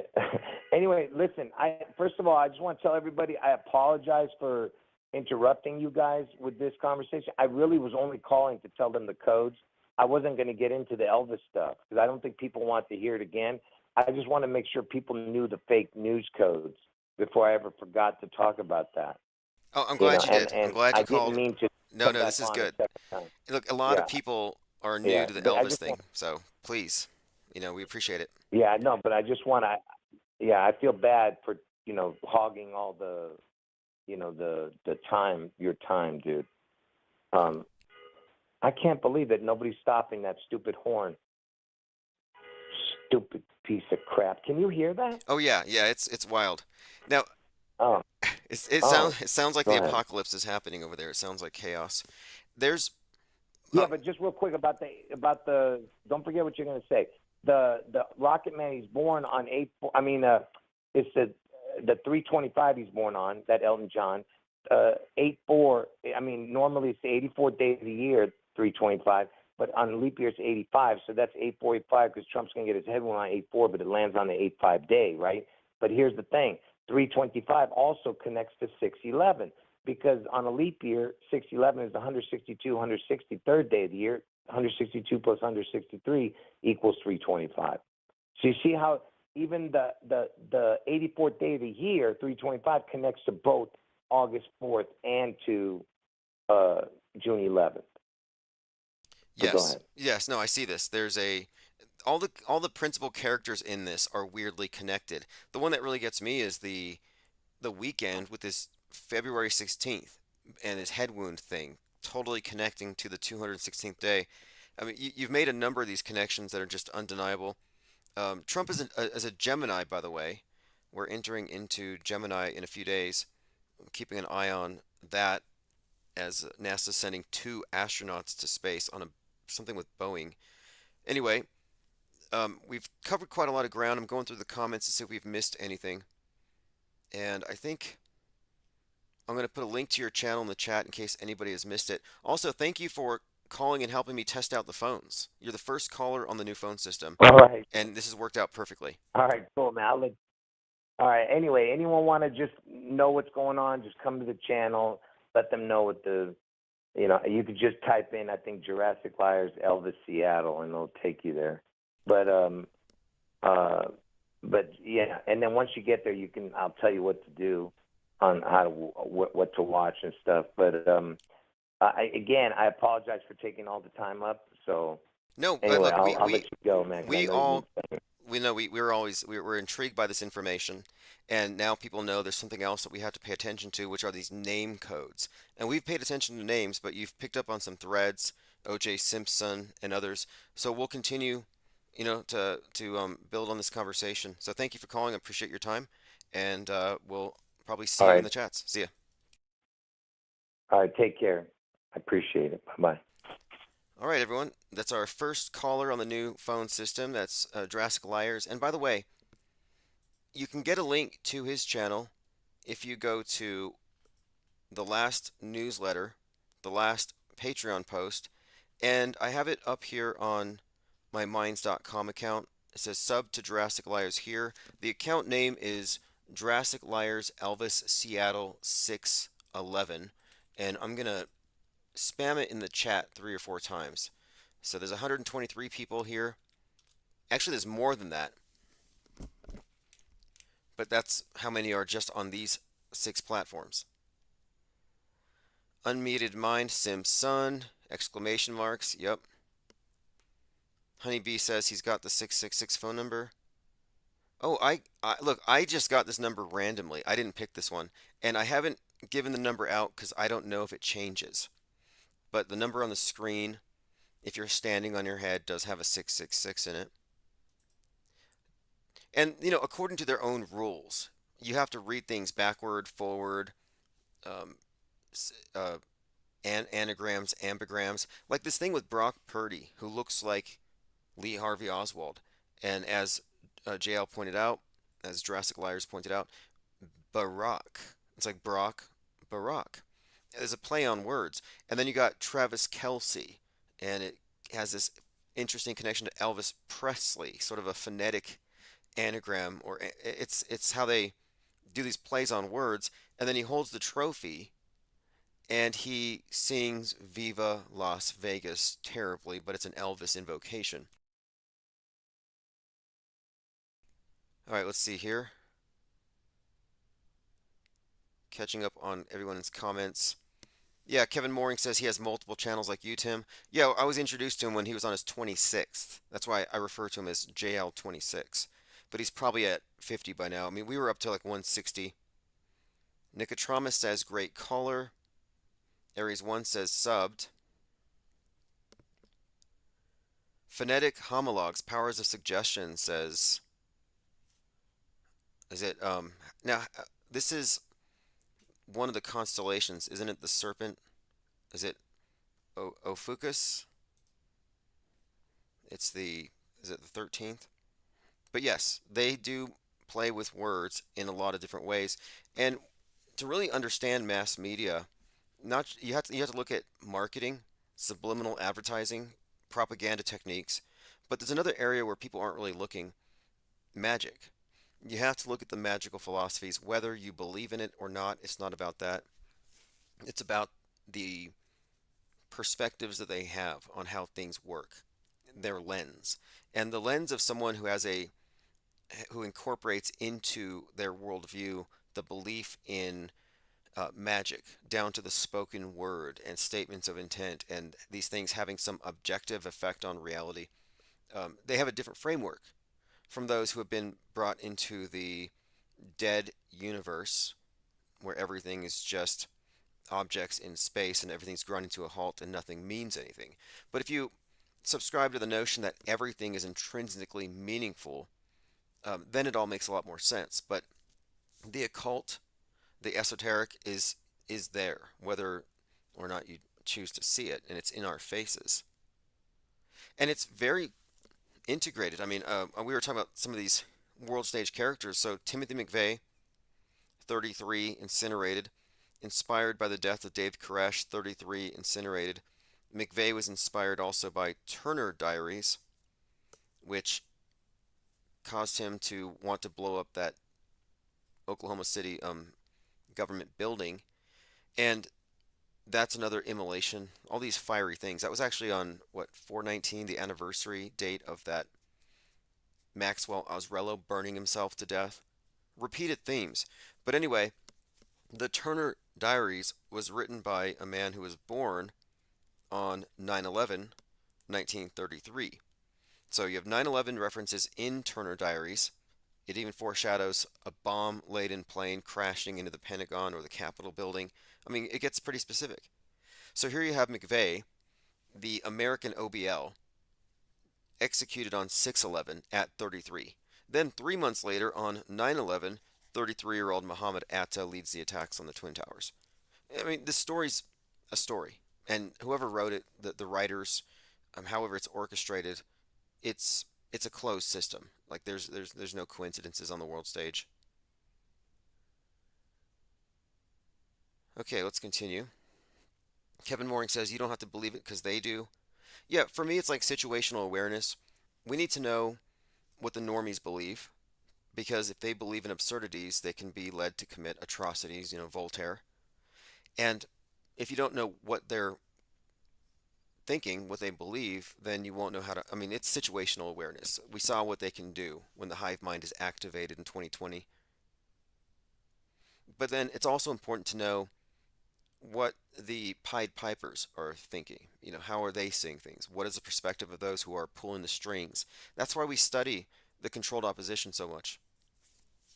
I'm trying to understand the world stage, which is a model of the world, and it's a model based upon collective agreement.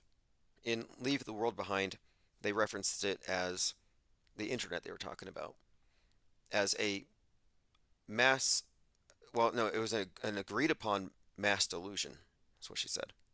Julia Roberts' character, an agreed upon mass delusion. So I'm not agreeing to the mass delusion, but I study it so I know what they agree on. Similar to imagine being in a theocratic society and they worship some fake god that you know is fake, some entity, and you don't want to be a part of it, but you have to understand what everybody else thinks because you don't want to offend them or get burned at the stake. So I like to know, of course, what do the sheeple think, and then what are the wolves in sheep's clothing intending to do with the weaponized fear of the masses, which is what it really comes down to. Going through some comments. Honeybee says, in Manhattan, man, Hatta. Yeah, this is one of the things that Jurassic Liars had spoken about, Muhammad Atta. Atta, like Muhammad attacks on 9/11. Muhammad Atta led the attacks. Seattle contains Atta, like sea attack.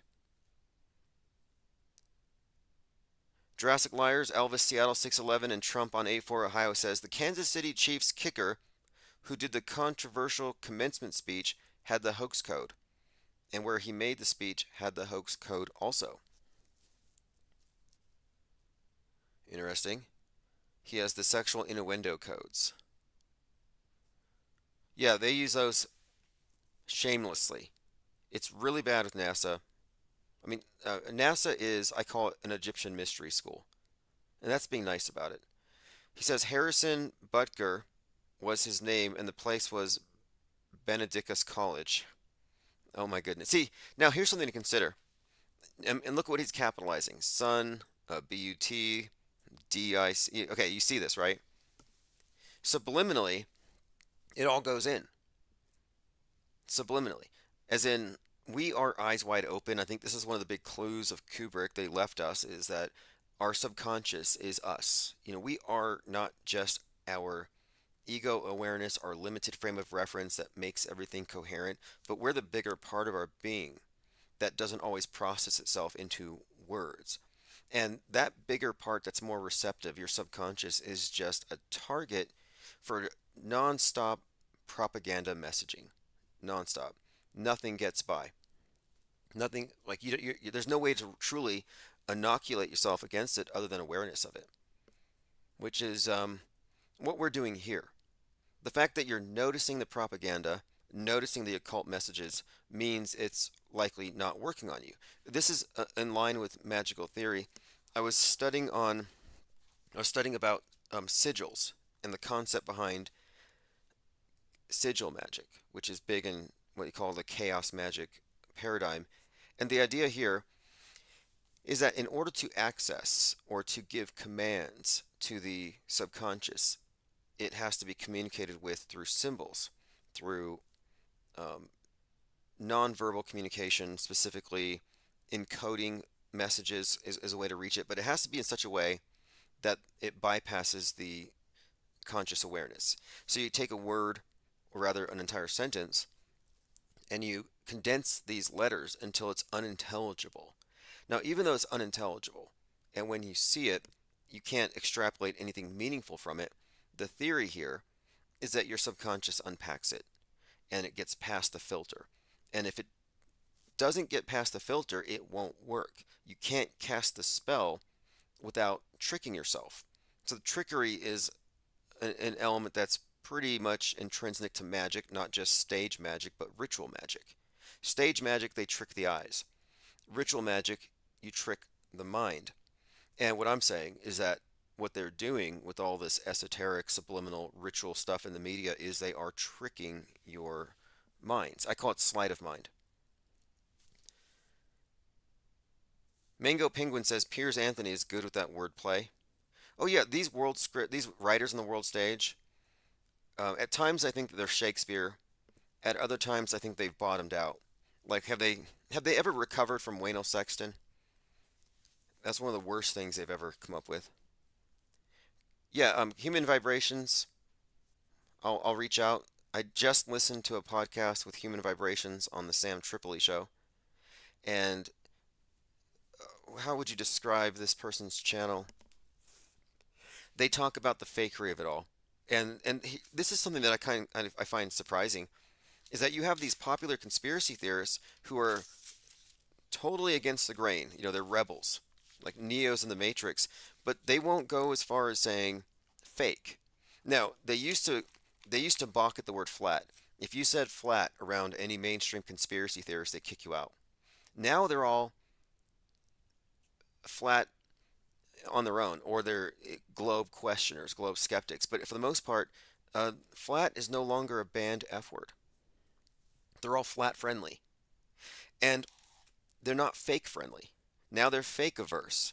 So those who used to hate flat earth because it went too far and makes us look crazy are embracing it. And now fake is the new frontier. And Sam Tripoli's like, oh, you say fake and it's too far. You make us look. And so human vibrations is someone who's unapologetically dropping the fake bombs. We have to use that F word. Fake, fake, fake. The problem is it's been co-opted in a very partisan way, thanks largely to Trump. So what I've been working on this channel is fine-tuning our definitions here. It's not enough to just say hoax or psyop. We have to have some nuance. But human vibrations, again, is someone who's approaching media from the level of, okay, we have to find out what the new frontier is, really discerning fake from real. And what this really does, one of the reasons why there's resistance to it, is it reveals and exposes that many truthers are not as awake as they think.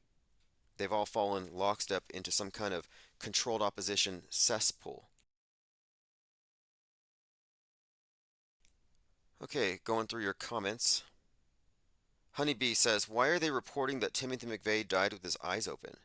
I hadn't heard that, although I had read he was on a compound that was 33 acres, had a P.O. Box 33, and they had a composer performing music, classical music, during his electrocution as he ascended into the heavens.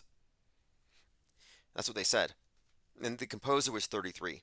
There's a whole article about Timothy McVeigh and these 33s at his execution.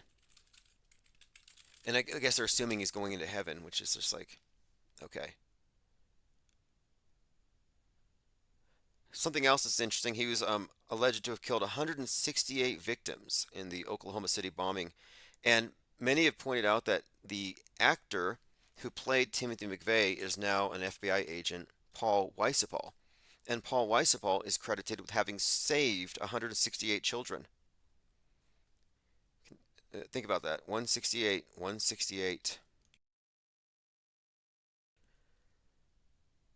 Okay, continuing. Jurassic Liar says, look for the names in the stories that have either the name man or son in the victim or suspect's name. Yeah, definitely. There's something here.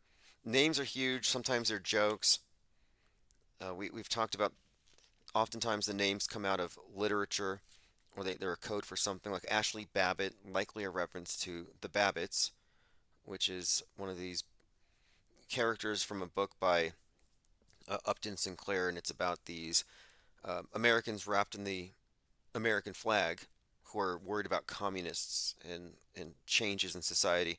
And Ashley Babbitt is, trad right, literally wrapped in a flag when she gets shot and fake killed.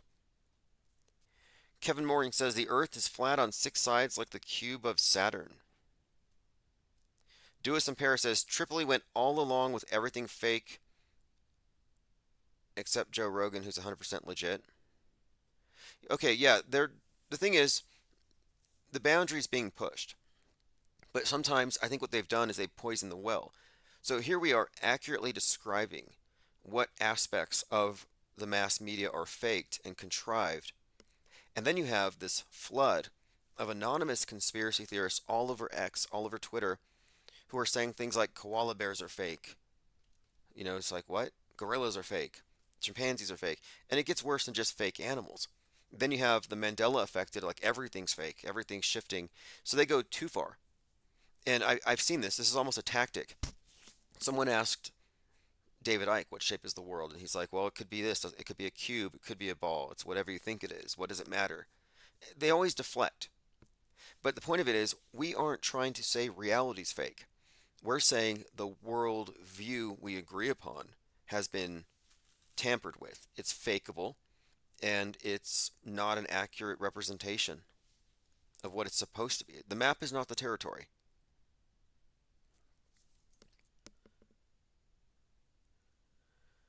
Mr. Trustworthy says Sam Tripoli curiously hasn't invited you on his show. Maybe I should contact him and see if we have any common ground. I believe we do. I do want to have a repeat conversation with Human Vibration. We talked when I was with Dark Matter, and it's really there's got to be a lot more to talk about. We've been kind of on the same trajectory. That was like right after 2020, and a lot has happened. But I feel like we need to talk about predictive programming and what it isn't. Because there's still this truth or orthodoxy that I believe is holding a lot of people under the spell still. And it's the idea that media is divinely inspired. Or rather, what I mean by that is that man cannot be the source of a lot of the media manipulation.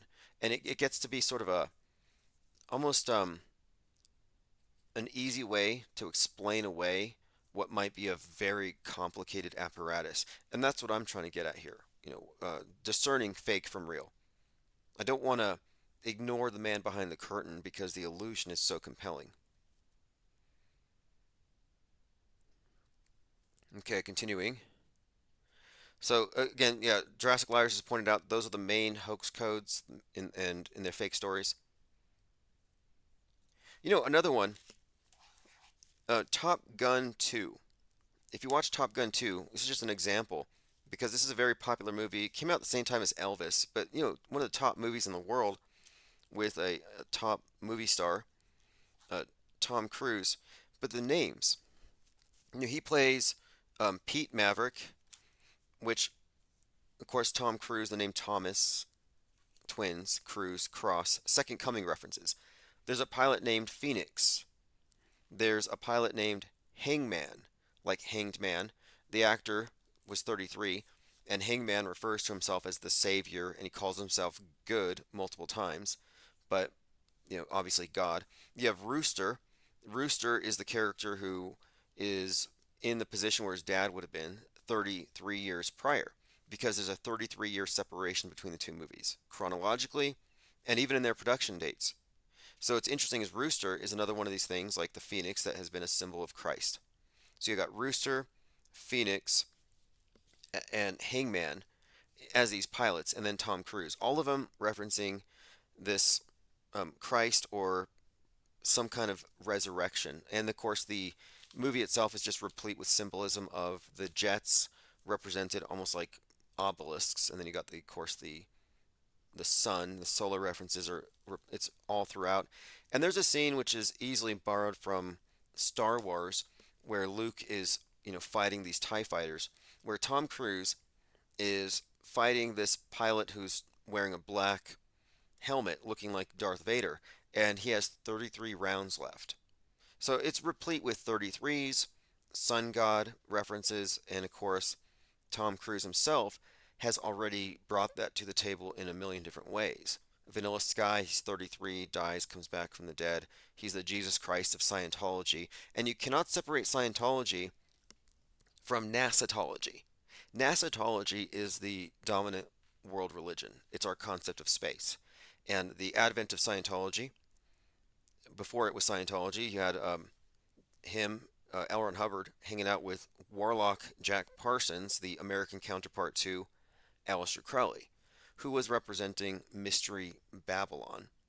And implementing this new space religion meant mixing Mystery Babylon with science fiction. So you get a science fiction author to work with an occultist and a movie star. And that's really where NASA has its genesis. And it's not far removed from the Russian space pioneers who are always about cosmism and theosophy. I mean, you cannot separate space from occultism. Okay, continuing on your comments. Yes, Jurassic Liars, good catch, Tim, with the Top Gun stuff, and the word gun is 42. Top Gun, it came out, like you said, while Elvis was playing in the theaters. Yeah, the timing of these movie releases are very significant. And so, okay, T2, Top Gun 2, the second movie, the Tom Cruise is always shown with the sun behind him or hanging. You'll often see him like a hangman, like the character Hangman. That's just one of the repeated themes with him. And in the character Rooster, you have this idea of a resurrection. And then, of course, his name is Pete Maverick, and I think Pete has some reference to Peter. It means a rock. There's quite a lot here. It would tie into the rock star theme. And in fact, in the movie, there's a very subtle reference to David Bowie. He walks into a bar, and the girl in the movie Labyrinth, is it Jennifer Connelly? Is that her name? She's in Top Gun 2, and when he walks into the bar, there's a David Bowie song playing.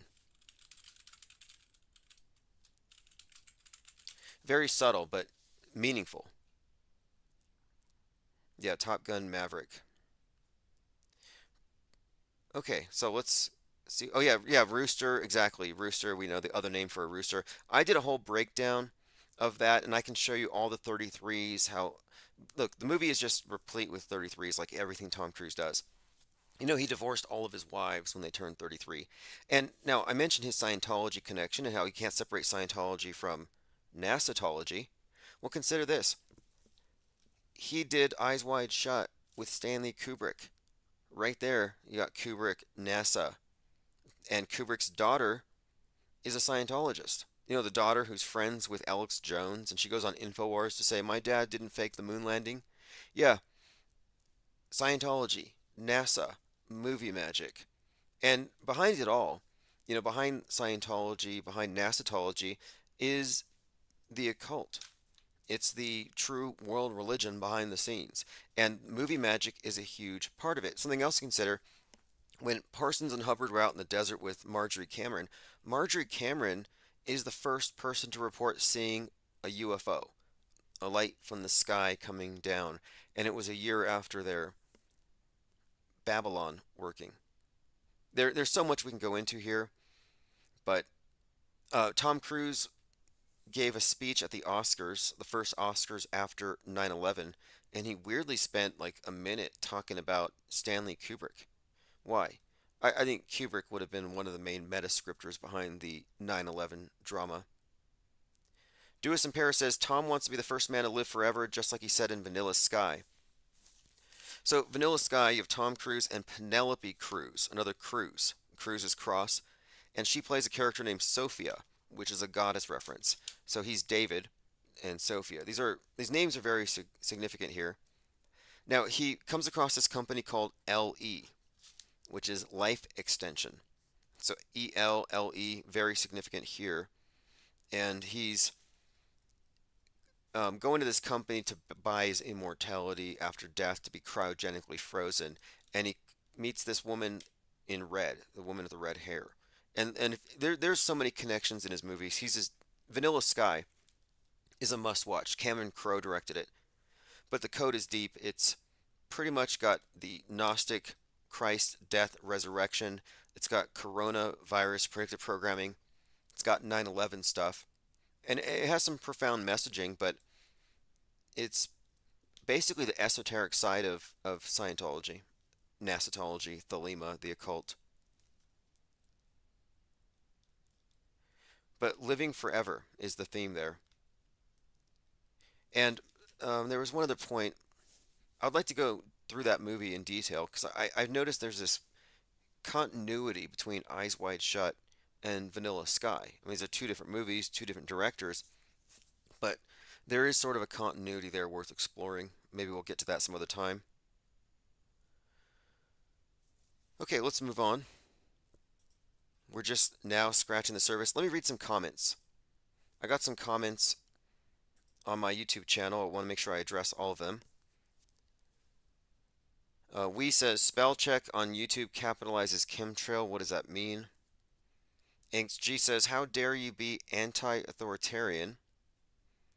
You must trust in authority. I shudder to think about the mindset. Oh yes, that's a reaction to the auto hoaxer versus auto believer video where after my interview with Mick Media, they had a psychiatrist come on the show, and she was asked, well, what do you make of someone like Tim who calls things fake? And she's like, well, he must be anti-authoritarian. I'm like, okay, and like, who isn't anti-authoritarian? I certainly believe in legitimate authority, but I'm not an authoritarian. Deleted user says, I don't like Vibes of Cosmos attitude, feels psyopy, where he says, I'm right, everyone's wrong. Don't believe this person, that's sus. I like God Glovmatzi. How do you say that name? He doesn't pretend he knows everything. He's more like a real person. I'm not buying Vibes of Cosmos. That's military intelligence. Okay, so the Vibes of Cosmos channel is the guy that suggests that the moon is a projection in the ionosphere of the world itself, and it's projected from a light source below, a black sun. And that if you look at the craters on the so-called moon, you're really looking at shadows representing the patches of land, and then the lit areas would be the oceans. So if the moon is a map of the world, and you go by Vibes of Cosmos's breakdown of it, then you would conclude that a certain cluster of craters represent the continents we know, and there is much more land to the world. It's fascinating. It's undeniable that he has found some very strong correlations. Could it be pareidolia? Even if so, it's so remarkable that it's worth looking at. If I was a true believer in the space religion and I was into astronomy, I would probably find it intriguing, but weirdly, people are incurious about it. It's an interesting theory overall, but it is kind of questionable when people are anonymous. Like, what are you hiding from? Unless, I mean, seriously, these anonymous channels are starting to really bother me. It's like, what's with this dodging of accountability? If your ideas are valid, you're risking having them stolen if you don't own them. So, what's the reason? I feel the same way about Donnie Darkened. Donnie Darkened is a Twitter account who's always hyping up Trump as the Antichrist, and he's probably right, but then he gets on Tim Pool and he still hides his face. To me, that sounds like a psyop, disinformation, and what it could be is this. I think that they know it's going to happen, but they want to make sure that the conversation is firmly in the grasp of controlled opposition. Okay, now again, if you join on the main channel or if somebody hands you a wrench, you'll be able to leave comments, and I always prioritize these. Deleted user says, the thing that sucks about the left is they understand how the economy works. They understand a lot of things, but they cannot connect the dots on the CIA, FBI, and PSYOPs. All these things exist and they cause problems, but they cannot seem to understand that they would run PSYOPs on the United States. Yeah, here's the thing about the left is the left is in the church of MSM.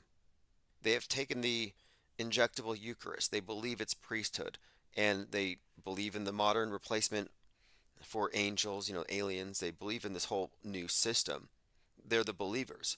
The conspiracy theorists, or those on the right, they don't believe in the mainstream church. They have their alternative do-it-yourself type of church. They don't need the priesthood. So you could look at this by analogy as Protestants to the mother church. So the controlled opposition, the conspiracy theorists, the alternative media, they're really just the Protestants to the mainstream. There's a dynamic they set up here on purpose. But you're never going to get anyone from the far left, from Woketown, to see how media really works. It will never happen. The only people who are salvageable are those who've never thought about it, like the blue pill normies, or the truthers, who have at least understood that we're being lied to. It's interesting how it works, though, because the lefties, the Woketown, they just assume that it's all true unless they're told it's a lie, and the people calling it a lie are questionable themselves. They're tinfoil hatters. This is why I'm looking forward to my lawsuit. This whole lawsuit against Google, YouTube, it's legitimate. It's deserved. They need to pay, but it also represents the conspiracy crowd hitting back for once. Because, the truth of it is, normies, wokies are treated with kid gloves. They don't face any censorship. Everything they say is just super safe. Okay, let's move on. Going through some more of these comments left behind. Kate Emma says, the very fact that the recent aurora borealis could be seen across multiple timelines, all the way from the west coast to the southeast coast of the UK, an 8-hour difference. Apparently some Europeans could also see them, which is another 1-hour advance of the UK, means it could not have been a natural occurrence. Here's an article from Popular Science, April 2019, quote, NASA creates artificial auroras in the sky above Norway. NASA's artificial aurora was designed to tell the agency more about real ones. Over the weekend, residents of far northern Norway got to see them in the skies above their home. These weren't standard northern lights they often see. Instead, these were artificially created by NASA rockets. NASA's Azure mission seeks to understand more about how auroras move in our atmosphere. As part of this research project, scientists decided to create their own. Okay, I'll have to look into that project.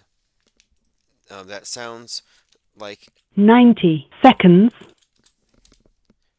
Okay, I see what we have. We just ran out of time. By the way, the Blog Talk Radio is the new phone system, which means you can call in and there's a caller queue and you can actually listen. So if you want to talk and I'm talking to somebody else you can call in and be on hold, and you can still listen. But we just tested it out, and I had a 2 hour limit, and we just reached it. That first call was with Jurassic Liars, and I believe we had a good 90-minute talk. Someone posted a link to a Miles Mathis article about Elvis Aaron Presley. I haven't read this, but I will, and I'll put a link to it on minds.com. I have a few more comments to get through.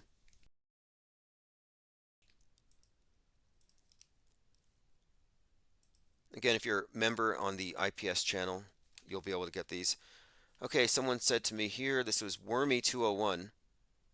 He says, wow, did the shill remove my comment? And I said, your comments persist, like condensation trails on a humid day. He says, when a channel is in denial of chemtrails, they look a little fishy. Yeah, okay, I'm a little fishy because I'm in denial of chemtrails.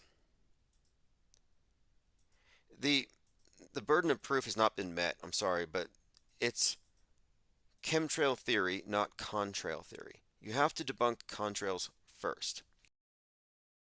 Cunify said, we call them cloud species according to science. When planes fly through clouds, they don't become wet. So they're not made of water, just like the so-called condensation trails are not made of condense. And if I throw boiling water in the air at -20 Celsius, it falls down. That's Cunify. Let's see if there's any more to that. I believe, yes, we have a few more comments about this. He says, again, we're talking about condensation trails. Okay, this is a common claim. Recon Scout says, I can show you pictures here in Florida of spraying out the sun one late afternoon. I have pics and videos. The clouds these aerosols create are unmistakable. You are a limited hangout. You are a shill. And I just brought out my Hitchens razor, which is that which is asserted without evidence can be dismissed without evidence. If you have a video of a plane blocking the sun, show it to us. Don't just reference it. Everybody can say that. I'm sort of like at the point where this is the information age. Everyone has a camera. I think we can all just back our claims just out of politeness. But does it make me a shill because I don't believe? I guess so. That's how you know you're in a cult, though. You know you're in a cult when the people who don't agree with you are automatically on the other side and doing nefarious bad things. Oh, you don't agree with me, therefore you're against me. That us versus them polarized cult mind control is pretty evident with the chemtrail believers. And yeah, I get it. It's your religion. In a way, it's a religious type claim. It's a superstition. It's actually technically a hyperstition. Now, you can debate me. If you think chemtrails exist, debate me. You know, I want to show me some evidence. Like, okay, at least the anti-pokey crowd will say, oh, but my VAERS reports. Well, show me the chemtrail lung reports. Show me where the chemtrails have done anything. And the best you can do is say they cause climate change.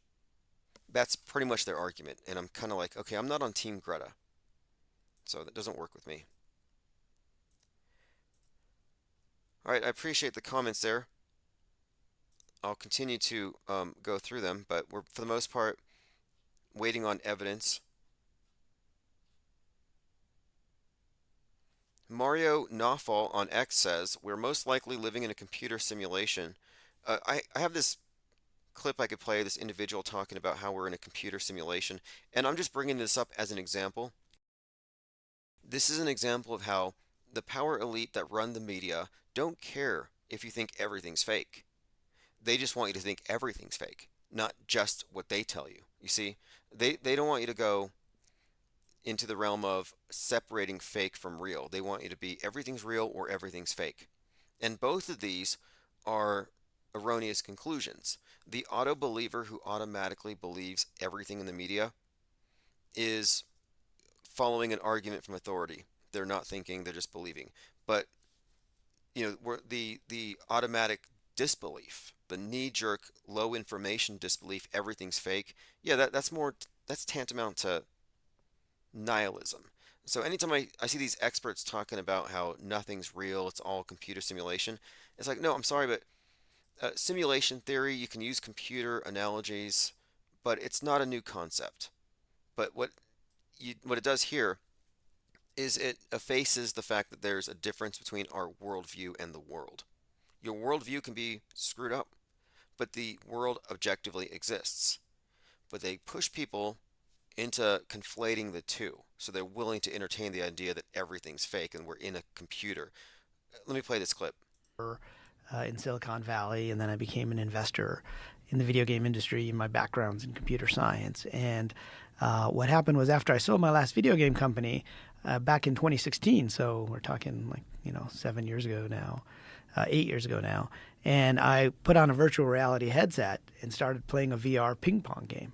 Right, now these headsets were even bigger than they are now, and they were wired, so there's no mistaking you're in virtual reality. But what happened was that the ping pong game was so realistic that for a moment my brain forgot that this wasn't a real game of table tennis. So much so that I tried to put the paddle down on the table and I tried to lean against the table.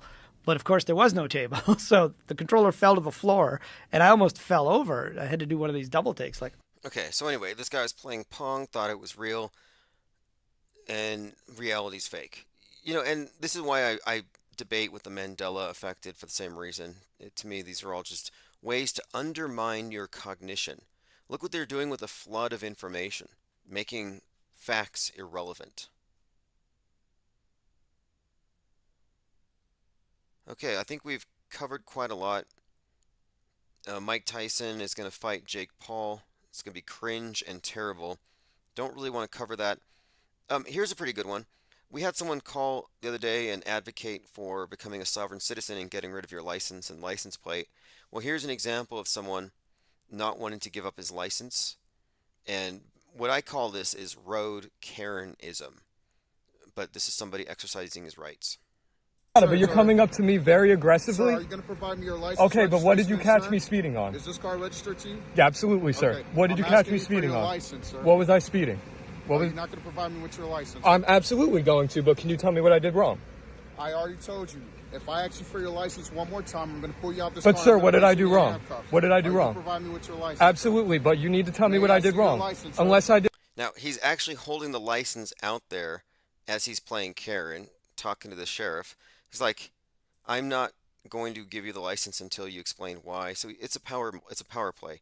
But watch how it ends. Clearly told you. Sir, I need to know what I did. Let me see your license. You can't. Sir. You don't. I do not need to identify Sir? if I haven't done anything. What have I done? Get out the car. Whoa, whoa, whoa, whoa, whoa, whoa!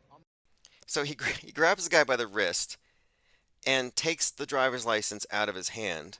So the road Karen is, playing victim, and now the officer just calmly walks back to his car and does his job. What the fuck? You let go of me! So there you go. Oh yes, conscious daughter, appreciate that. I did get that. Let me bring that up. So we were talking a little about Rodney King and the psyop there. So I got some videos here from the LA riots showing what appears to be, basically a closed movie set. And another one here, Rodney King in his own words. We need to do an entire live stream about Rodney King and the recent Tyree Nichols and how these connect. And the names, Rodney King, the King. We had the Reggie Gray at that event, the guy who hit the other person with the chair at this race riot thing. These names are telling a story, but the guy we're talking about here, Rodney King, was the one who was hit 33 times. And then we have another video here as well from the George Floyd riots. It says, quote, I recorded the cop crisis actor in full actor mode. He's shown in handcuffs, walking and smiling with officers, and then standing in front of a table with water bottles. I actually recorded this on my phone while it was live on TV before the news had a chance to edit any live footage. I titled it without any reference to George Floyd because of obvious reasons. So I have been looking these over, and I'll do a full review on them, but I put a link to these on my minds.com, LA riots or a closed Hollywood movie set? You decide. I can't play it here. I have to sign in on that one. Let me try the next one. Okay, here we go. Let's play this one. This is Rodney King in his own words, and then I have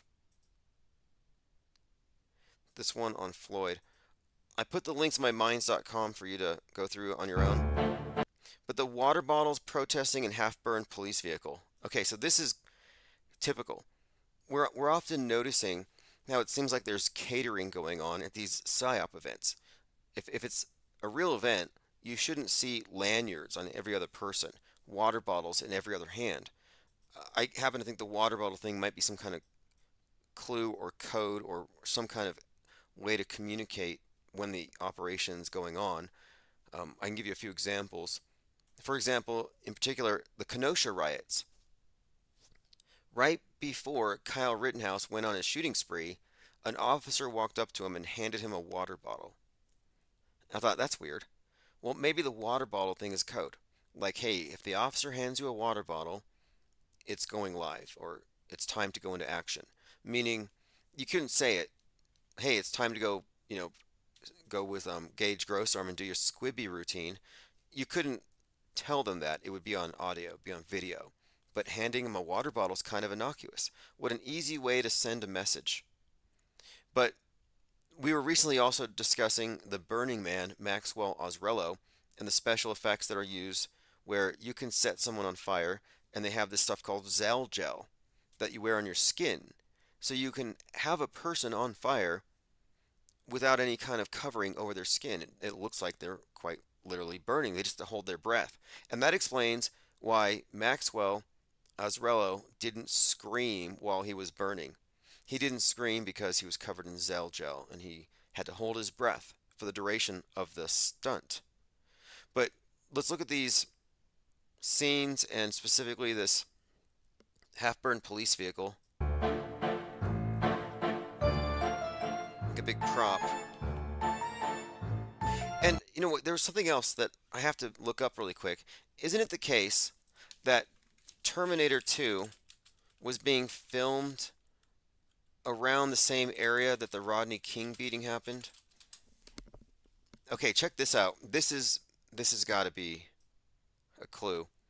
In the audio commentary from Terminator 2 Judgment Day, director James Cameron said that not only was the biker bar scene filmed across the street from where the LAPD officers beat up Rodney King, but they were filming the night of the beating.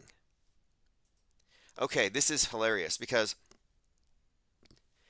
after Avatar 2, Way of Water, you had these riots in Atlanta. And I had compared the Way of Water to Atlantis, the Atlanteans, the Na'vi, being like these Atlanteans. And then here on Earth, in Atlanta, you have this forest with these environmentalists who are fighting with the cops. And the environmentalists fighting with the cops in Atlanta mirrored James Cameron's movie Avatar 2, with the Na'vi fighting the Marines. It's like the stories were merged.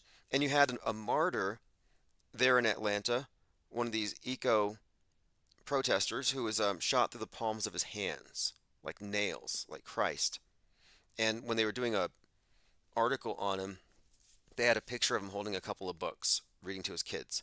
One book was Where the Wild Things Are, and the other book was Good Night Moon. Well, Pandora in Avatar 2 is a moon. It's a jungle moon with these big monster people on it, and this human puts on the avatar, basically like embodies this, or is embodied in one of these Na'vi creatures, and he becomes their king. Well, Where the Wild Things Are is about this kid who puts on his monster costume and goes to the island where the wild things are and becomes their king. So anyway, there's this perfect correlation between Avatar 2 and this environmentalist protest against the cops here on the ground. And I had pointed out that James Cameron directed the Cop City protests, that he was the PSYOP director there. I'd made that connection. So here we're finding a connection between James Cameron and the beating of Rodney King, filming on the day at the location. That's another one of these very strong connections between meta scripters bending reality, because they're involved in both the the movie reality, what they program into our imaginations, and the news reality. Kevin Mooring says O.J. Simpson was supposed to be the Terminator, but James Cameron said America wouldn't believe he was a killer. Yeah, that's fascinating. Now, I remember seeing that. Now, there's something else about that as well. I guess Arnold Schwarzenegger, T2, there's quite a lot we could get into programming wise. There's Skynet is this global mind. Pandora has a global mind. T2, Arnold Schwarzenegger represents toxic masculinity in a lot of ways. And James Cameron has said that testosterone is a toxin. And Avatar 2 is basically about this caricature of Marines and police with their big guns, not in touch with nature, killing the indigenous. We've talked about this before, but my point being here is that James Cameron is a huge name when it comes to painting up the zeitgeist. In fact, we're coming up on the summer solstice next month, and last summer solstice, you had the Titan submersible going down to the Titanic before it imploded. We talked about that at length, but it's just another connection with Cameron, who was deep sea diving in the Deep Sea Challenger to the wreckage of the Titanic on 9/11. And so, yeah, on 9/11, he was there. He had made 33 dives in total. But what is the connection between all of this? Well, he directed the movie The Titanic years before 9/11, and Titanic splits in two, like Twin Towers, and it sinks. Then he's there filming Ghosts in the Abyss, and that's a reference to Revelation 9/11 about the destroyer in the abyss. He's in the Challenger, so he's the Challenger in the abyss. But that biblical reference, it's the destroyer, the Apollyon, which is Terminator. So you got Terminator, Apollyon, Destroyer, Abaddon, all connected to this same theme of the wrecked Titanic and the Destroyer. So what does it mean? Well, the Destroyer, the Terminator, is the nuke. The beast, it's the nuke. It's the thing that takes down the West. And the Titanic is a metaphor for the West, just as the globe. Being hit by a comet in Don't Look Up represents the West bringing everyone down. That's why they said it was going to hit us in 6 months, 14 days. We talked about this with JL. The foreshadowing is just so incredible. Adina South says, James, camera on. Yes, I think so. Also, Marjorie, camera on from the Babylon working. And Salty Siren had pointed out America, camera. Another interesting one, Asteroid City has a character based on Stanley Kubrick. And in that movie, he is in the desert with this with this woman who's Scarlett Johansson, who I think represents Marjorie Cameron, and they witness a UFO. Like, it's a repeated theme here.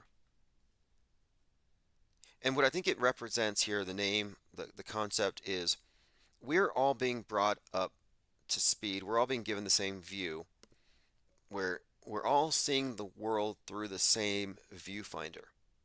And the viewfinder is on Big Brother's camera. They don't appreciate any other perspectives. So the name camera on, Cameron, to me that just represents, I think, their worldview monopoly power. I kind of looked into that name a bit too in conjunction with Vanilla Sky, Cameron Crowe, Cameron Diaz, and the significance that movie places on the eye, the close-up of Tom Cruise's eye in the beginning of his perception in the simulation. Kevin Mooring says, holy smokes, Donnie Darko's on SNL tonight. Well, it's the 50th anniversary, right? Okay, well, I might check it out. Okay, well, we've been up here for a couple of hours. We're back up to speed. Many of you have noticed that we have a better phone system. So for now on, you can call in, and I think it's going to be the same number. I don't know. If it is, I'll give it out. But we have a new phone number. We're off Skype. This new system allots us 2 hours of recorded phone calls a day. It's Blog Talk Radio. We could have up to 50 callers in queue or something. I might even be able to do group calls. I'm not sure how that works. I'll try it. but it's an improvement. We should get more calls this way, and we don't have to deal with the annoying Skype ringer. And when people call in, I can unmute them at my convenience, so it doesn't have to be a abrupt cut off.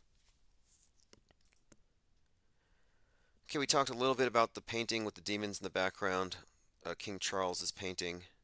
Speaking of demons, there's a pretty good Twitter thread that I've been following where Laura Loomer is in a back and forth. It's just absolutely savage with another one of these annoying right-wing harpies. I think it was, okay, Laura Loomer and, let's see if I can pull this one up. I mean, they were tearing into each other. Here it is. This is pretty bad. Dana Lausch. So Laura Loomer says, "You would have done better if you figured out which men to avoid. I'd be angry like you if I bet on Ron DeSantis." And then she says, "Look, dude, if I wanted something done to my face, I'll ask your girl, so I know which doctors to avoid. Be best." So there's this back and forth. Dana Lausch to Laura Loomer. "I don't have time for this thirsty bee. She never moves the needle and couldn't even get Trump to endorse her race." Laura says, "I'm not running for Congress, you stupid bee. And unlike you, I'm loyal to Trump. I didn't rush to S. DeSantis off like you and your husband did." Anyway, it's been going on back and forth, name calling, political mudflinging. This is a pretty good image here. Illusion Warfare, Les Luthor posted this. Here's an image of a child with what looks to be a bloody mask on top of his head. So what you're seeing here is a prop. It's like a bloody head wound that you wear like a mask. Well, he probably couldn't breathe, so he lifted up his prosthetic face. And now you can see that, no, that's actually not a head wound. It's from the Gaza Studios, as Illusion Warfare called it. All right, well, we'll likely have to be live again tomorrow. I want to get deeper into everything we've been talking about. We had a brief conversation about Catcher in the Rye. I've been looking at the work of Joseph Atwill, and whether or not you agree with his explanation for the creation of Christianity and the Caesar's Messiah theory, his methodology is great. He is pretty good. He's a master at extrapolating metascript and subtext. And what he found in Catcher in the Rye is, well, it's just intriguing. A lot of people have noticed Catcher in the Rye. I had referenced the death of Robert Kennedy. Well, his killer had this book. Like, this book by J.D. Salinger has some fascinating connections suggesting that it could be a signature whenever a Masonic hit is executed on the world stage. Just sort of like the number 33, certain hoax codes. And again, we had a second call from JL26 with a lot of information. And, you know, we really don't repeat a lot.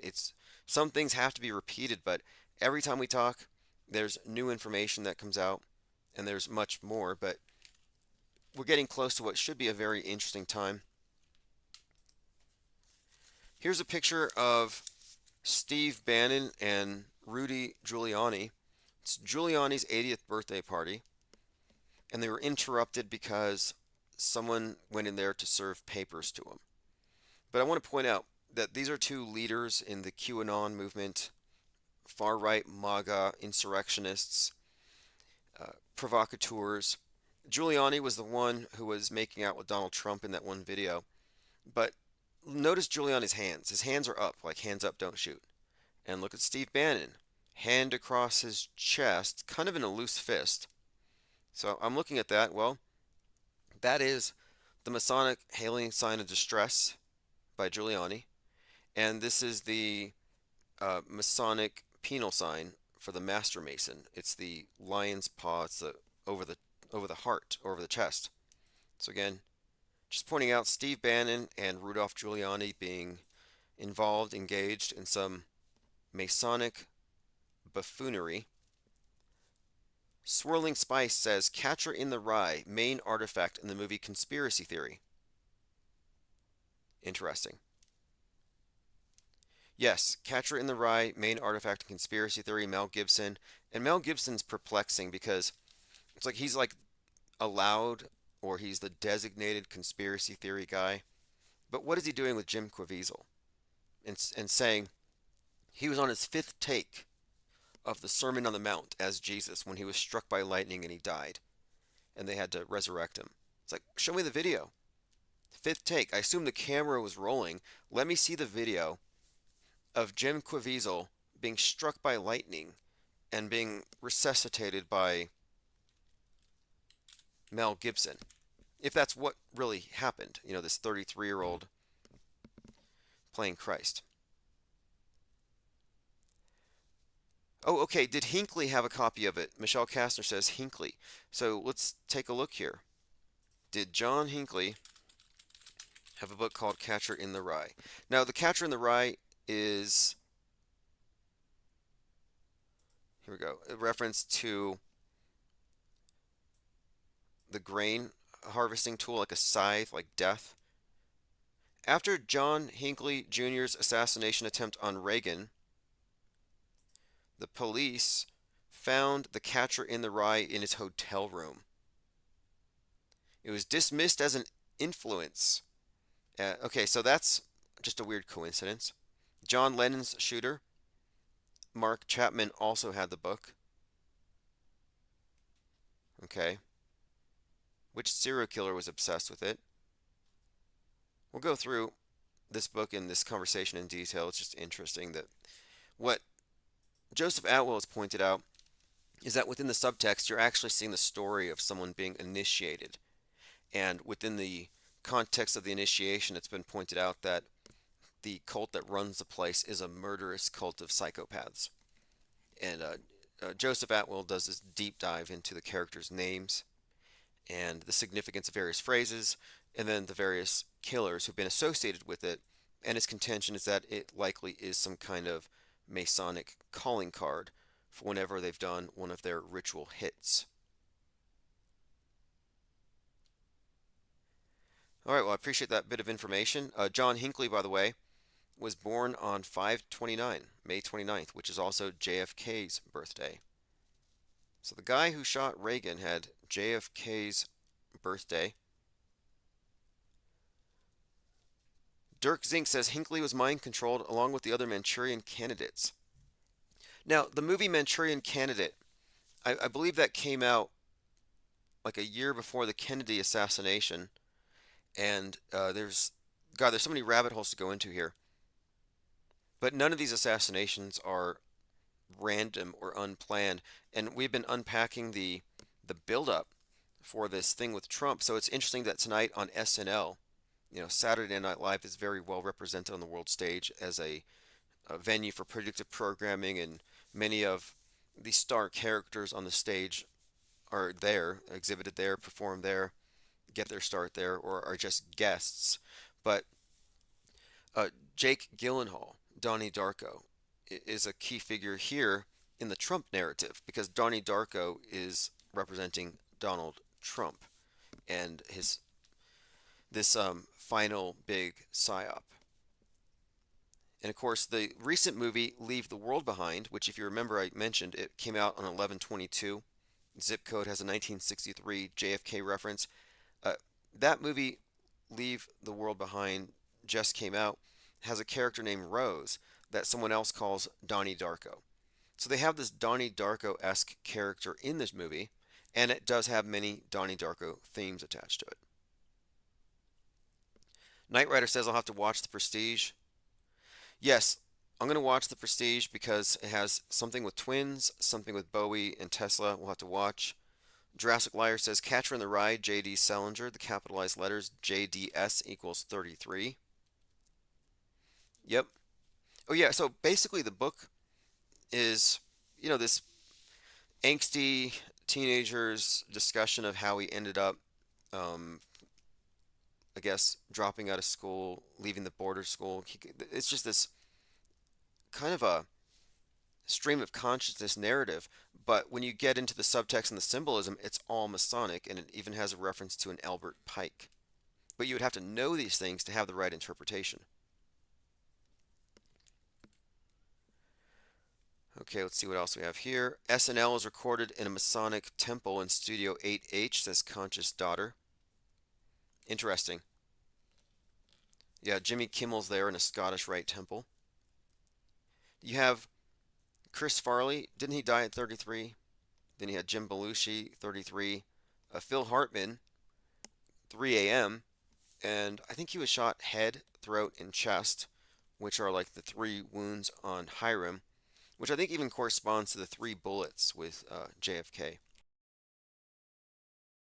Anyway, a lot of great information. We've been here for a couple of hours. We're going to catch up tomorrow, take a lot more calls. I want to say thanks to Jurassic Liars 26 for taking the time to drop all that fascinating information and connect all these dots, and also to help me test out the phones. This is Chief Crow, Auto Hoax, or GTFO. More tomorrow.